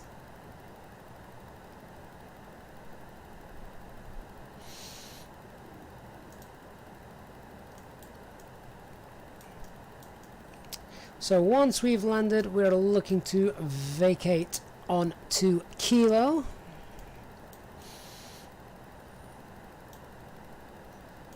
And then it's a left-hand turn back to the airport. And we can have a nice look around. Hopefully some very nice scenery on the way.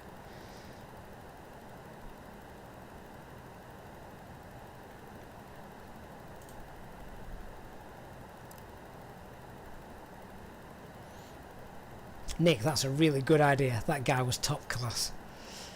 I enjoyed that flight, just for him.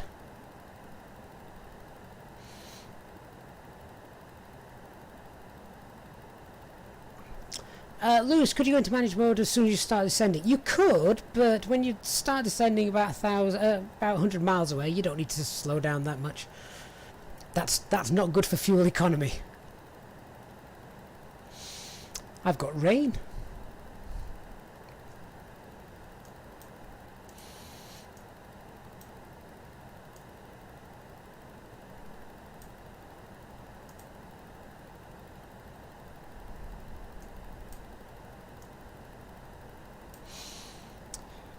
Okay, so we can now look to descend to 4,000 feet.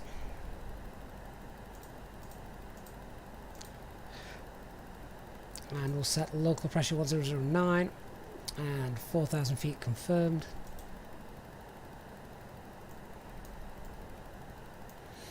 And what I might do, just because this isn't the greatest looking of turns, I could even, if this starts to go a little bit daft because of the simulator, we know it does daft things, we can potentially look at doing this manually, although that's not looking too bad at the moment.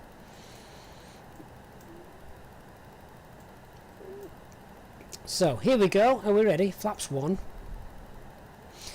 as this is where we start to prepare. We're only 13 miles out actually. We should be a little bit lower than this. So flaps 1, target S speed.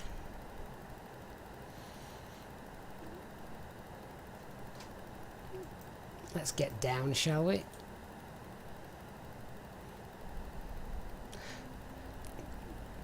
So here comes the spooling up from the engines as it fights all that extra drag that we've got.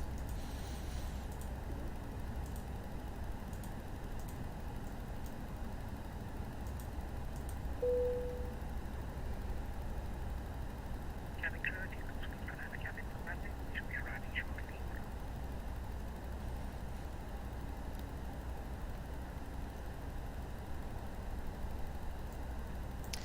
And now down to our platform of 2,000 feet.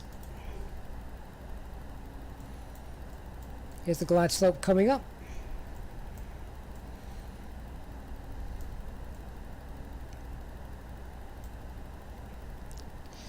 Also notice as well, this is just an ILS, not ILS DME, so we don't actually have any distance shown here. So we've got the Hannover VOR, which is more or less at the threshold, but just a little bit offset.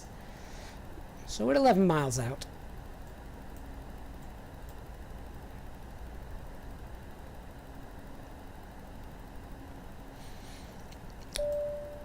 Hope this weather clears.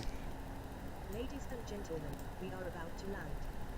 Please make sure you are seated with your belts fastened and your trays in the upright position. Any items should be safely stored, and remember to turn off all electronic devices until after landing. So I'll pop the lock mode on in a second, and this is essentially the runway centre line extended.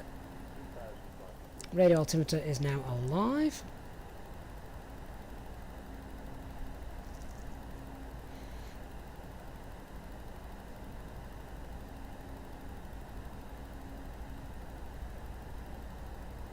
So pop the localizer on now. Lock green, cat 3 single.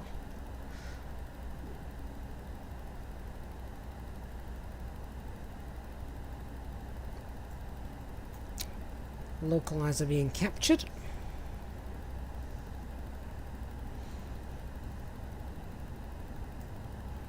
Let's hope we can see some runway lights. Alright, so flaps 2, this is where we lose the engines.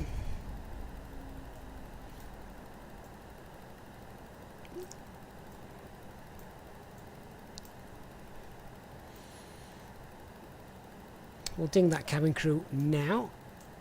Tell them to be ready.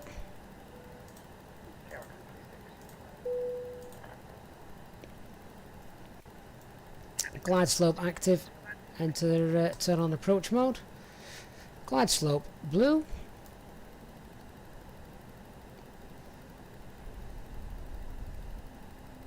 Well, this weather's pants.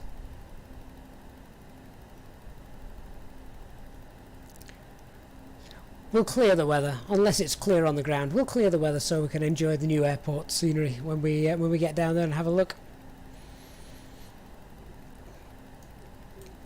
So when we capture this at 2,000 feet, we shouldn't have too far to go. About 7 miles. Oh, sorry, 6 miles. So with that, we can now go landing gear down. Let's get the lights on.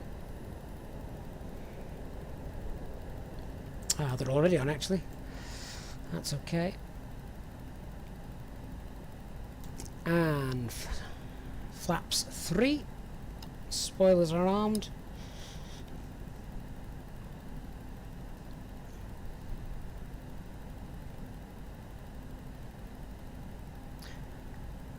There's our landing lights, I can see. Flaps full. Happy to continue the approach. And we're nicely stabilised on there. So, approach landing checklist. Cabin is secured for landing.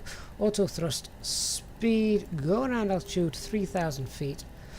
Set. ECAM memo landing. No blue.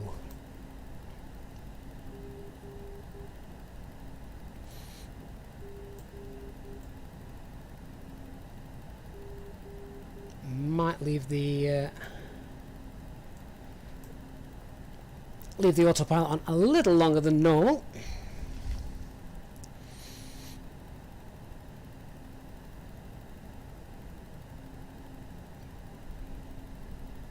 We're descending down very nicely with that, and good that the electrics work for this new scenery as well, so that's nice to know. 1,000 feet.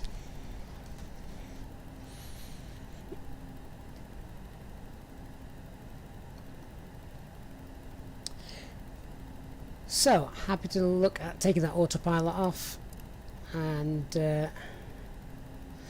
yeah, we've got no issues seeing those runway lights now. So remember guys, after we land I'm going to take the drone cam around and we're going to explore a little bit of this new scenery airport from Just Sim, so don't disappear after we've landed.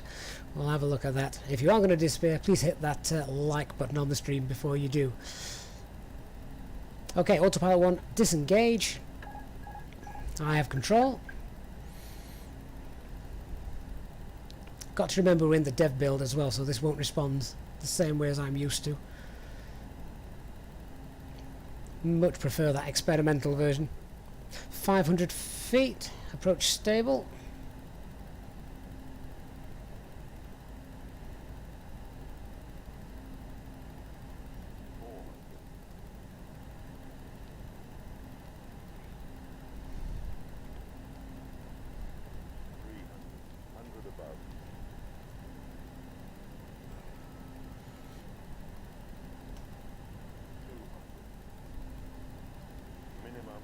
Continue.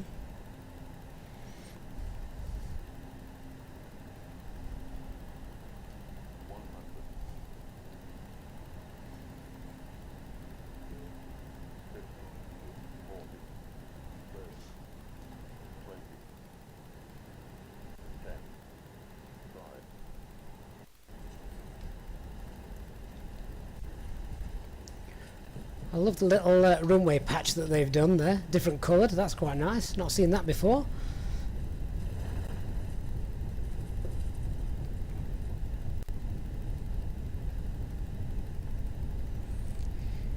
And 70 knots, reverses off.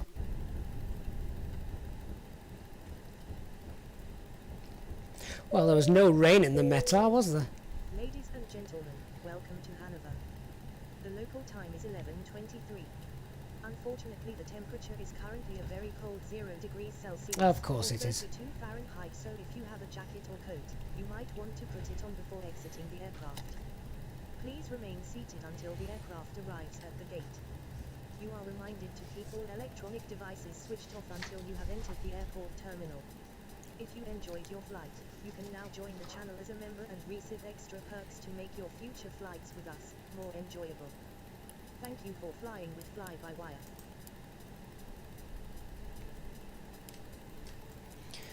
So we'll just get past those stop bars and then we'll tidy the aircraft up a little bit.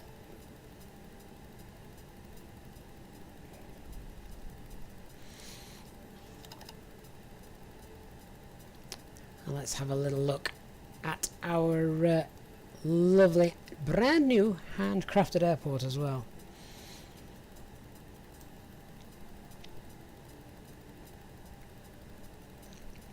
So let's just hold that there.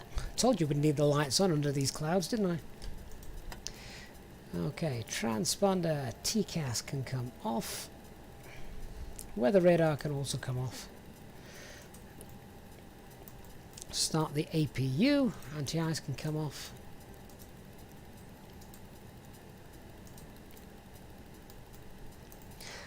And let's have a look at the airport then, shall we?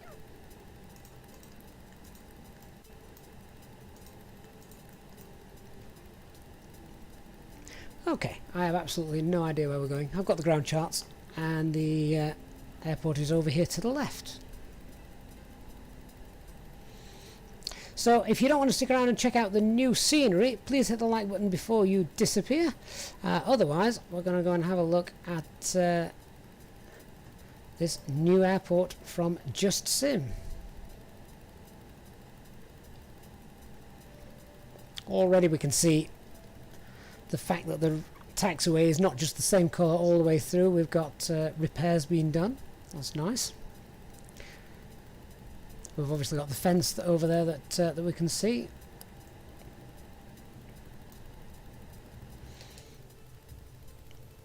That's interesting. Could have swore I retracted those after landing. Yeah, we'll just arm those. The problem with that is disarming them. Unless I physically move the spoiler lever, it doesn't work.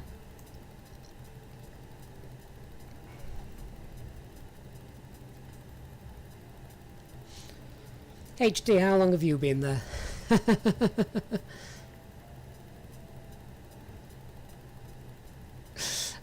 No, I didn't want the nose wheel on takeoff. That's why. I thought it looked a little bit bright when I was taxiing out. I thought I shouldn't be able to see that. So obviously we checked it and it was still on. Okay, so we're now taxiing on Golf. We'll take a right in a moment and then we'll have a look.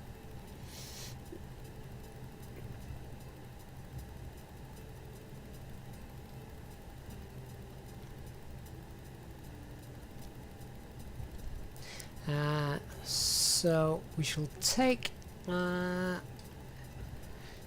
we'll take the second exit. We'll go on to Lima, which is this one just here,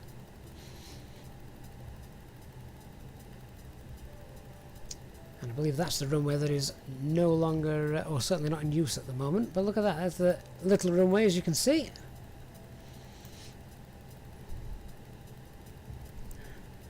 Oh, why am I bouncing up?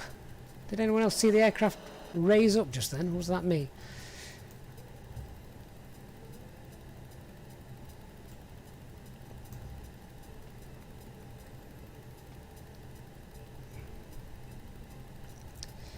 Okay, let me just nip outside and have a little look around here.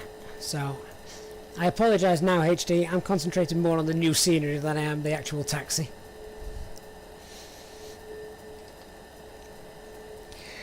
Shall we clear the weather as well, guys? I will clear the weather. It's only fair to give this new scenery a little bit of a better look.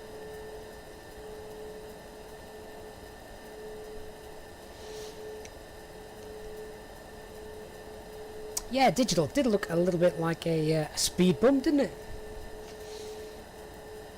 But again, as we would expect with a payware handcrafted airport, is that truck going to stop? No, crash. Oh well. One more ground crew lost to the world of Microsoft Flight Simulator. Yeah, so as you would expect from a handcrafted airport, we've got all of the taxi signs as well.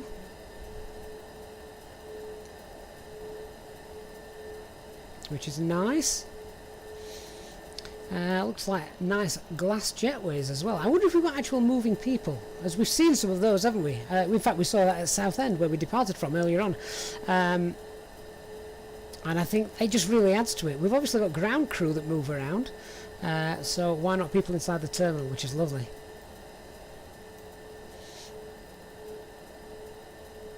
So let's go, we'll taxi around here, and then we'll get the drone camera out, and I will clear the weather up.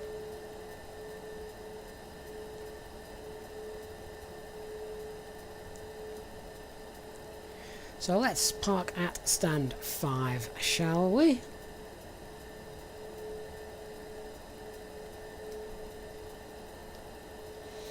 So here's stand 5 coming in. Some would say it's a lot easier to taxi outside of the aircraft than it is inside. Can't do that in the real world.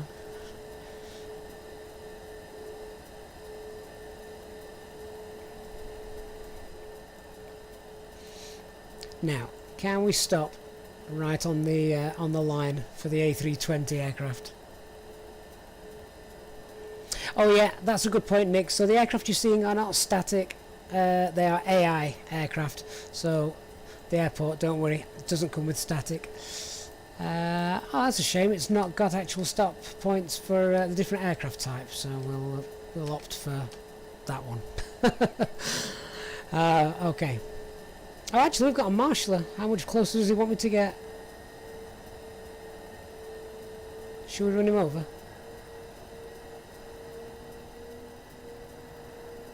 We're moving a little bit. Is he going to tell us to stop? Oh, here we go. He can't see me anyway because I've not turned the taxi light off. He's blind. There. Oh, well, he's done a rubbish job. I'll blame his eyesight because he can't see. Okay, let me just I'll turn that off for starters. Let me get the parking brake on, and then we can nip around and have a look. APU is running, so just for the logbook, of course, let's turn engine 1 and 2 off.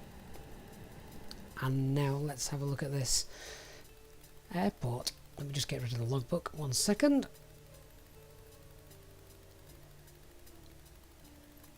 There we go. Continue.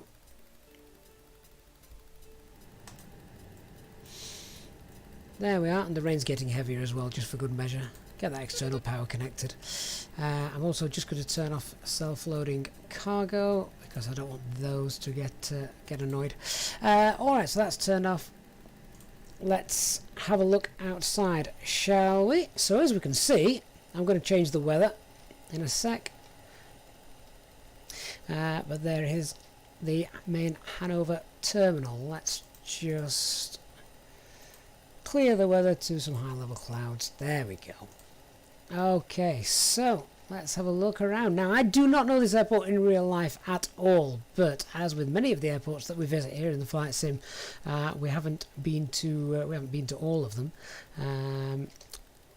I'm going to just guess that those the safe dock systems are probably not operational, but we have got coordinates on them, which is lovely, as Just Sim did with Parma as well, so that was really nice.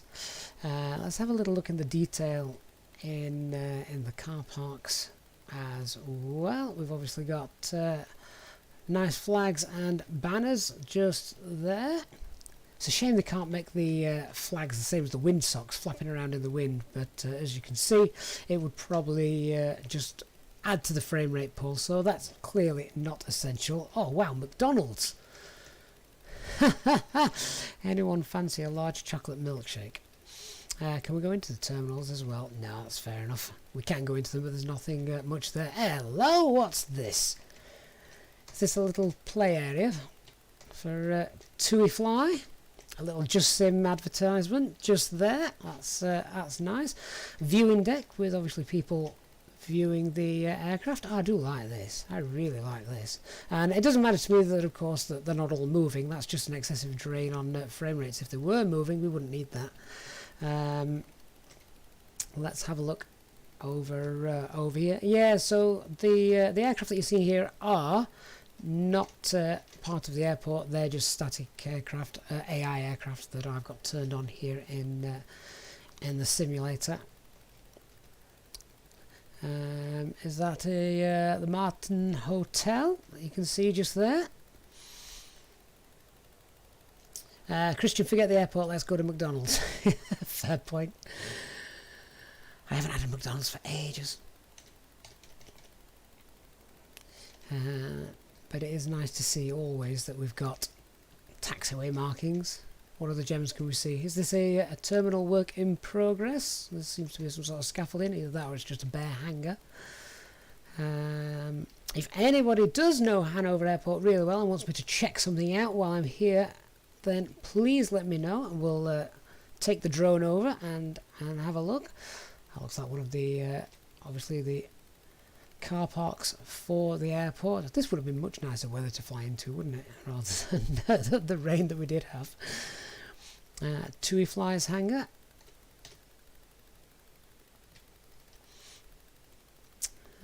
Yeah, let me just speed up the drone a little bit, and then we can get a little bit more in before we end the stream tonight. So looks like they've actually worked quite a way out as well. So it's not just the initial airport itself. We've obviously got extra buildings. Oh, the DHL centre. There we go. Has been crafted in. So that's nice. And then we've obviously got both runways, so I'm guessing this may also form part of the scenery as well. Looking down here, yeah, the big DHL centre. So if anyone fancies flying for DHL, there you go.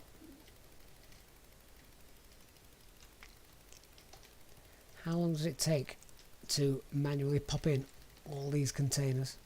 In fact, that looks like a ground satellite image there as well, doesn't it? We've also got FedEx as well. FedEx containers. So that must be the FedEx building. Is there any banners down the side of that? No.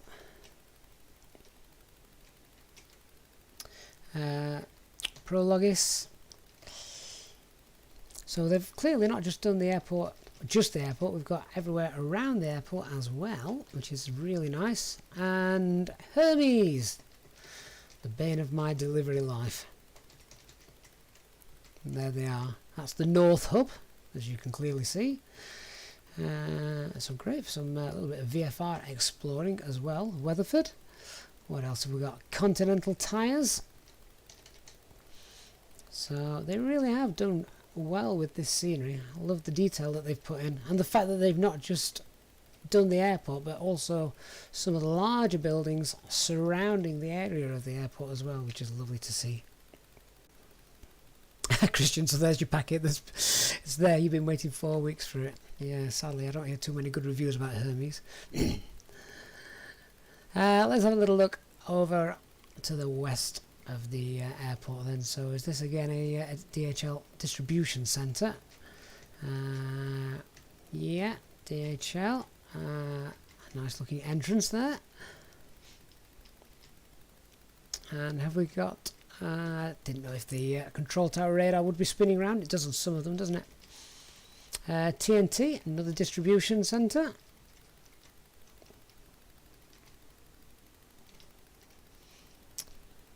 But it really does look good.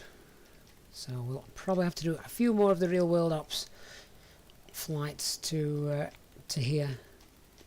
And I'm not sure what this is. As I say, I don't know Hannover Airport as well, but very well. But this just looks like obviously a short runway used for general aviation, and we've got lots of holding points here for aircraft. I would imagine maybe parked up. I don't know if aircraft can be stored there or not. Let's just come out to the other side and have a look at it. We missed this lot when we were arriving in. The Columbia Jet Service. And again, I presume that this is Pacifica Airlines. Yeah, so that's from my AI aircraft that's brought that in. But once again, a great looking airport from Just Sim, who are responsible for Palma, which I know many of you have got already. And if you want to check this airport out in a bit more detail, then do click on the link in the video description, and that will take you there to check that out. But I'm really impressed. This may have to become one of my new favourite airports. It's the first McDonald's I've seen in Microsoft Flight Sim. Lufthansa and the parking bays. So anywhere that's got a McDonald's, any scenery that's got a McDonald's in it is aces in my book. But that's great to see. And look at that double level top and bottom with the multi-story. So there we are. So a couple of things that we've checked tonight then. We've obviously got this fantastic looking new airport from Just Sim, so do go and check that out. As I say, the link is in the video description. And of course we can now use the operational flight pad on the the operational flight plan on the flypad with a lot more ease, being able to scroll through it and obviously zoom in. And it says at the bottom that this was unreleased. It was until about an hour ago, so you can now go re-download the dev version. It may take 24 hours or so before it finds its way into the experimental version, but we'll be in the experimental version tomorrow morning, so who knows, it might be there. And tomorrow is long haul mileage Monday, so please make sure you tune in for that one. That normally starts around 10:30 Zulu time, and I have no idea where we're going yet, so make sure you subscribe to the channel if you haven't already. Turn on the notifications bell so you don't miss the start of that. Big thank you to all of you this evening for flying with me. Really good of you all. And of course, for those of you that subscribe, donate to the channel, and of course our Easyjetsimpilot members, really great to have you all on board. And thank you very much for those of you that have enjoyed today's flight. I look forward to seeing you tomorrow, and a big thank you guys to those of you that are donating through the super chats. Really appreciate it. I look forward to seeing you tomorrow. Until then, have a great evening. Hope you've had a great weekend, and tomorrow mileage Monday, so I'll see you for a long flight tomorrow. Good night everyone. See you all again very soon. Bye bye.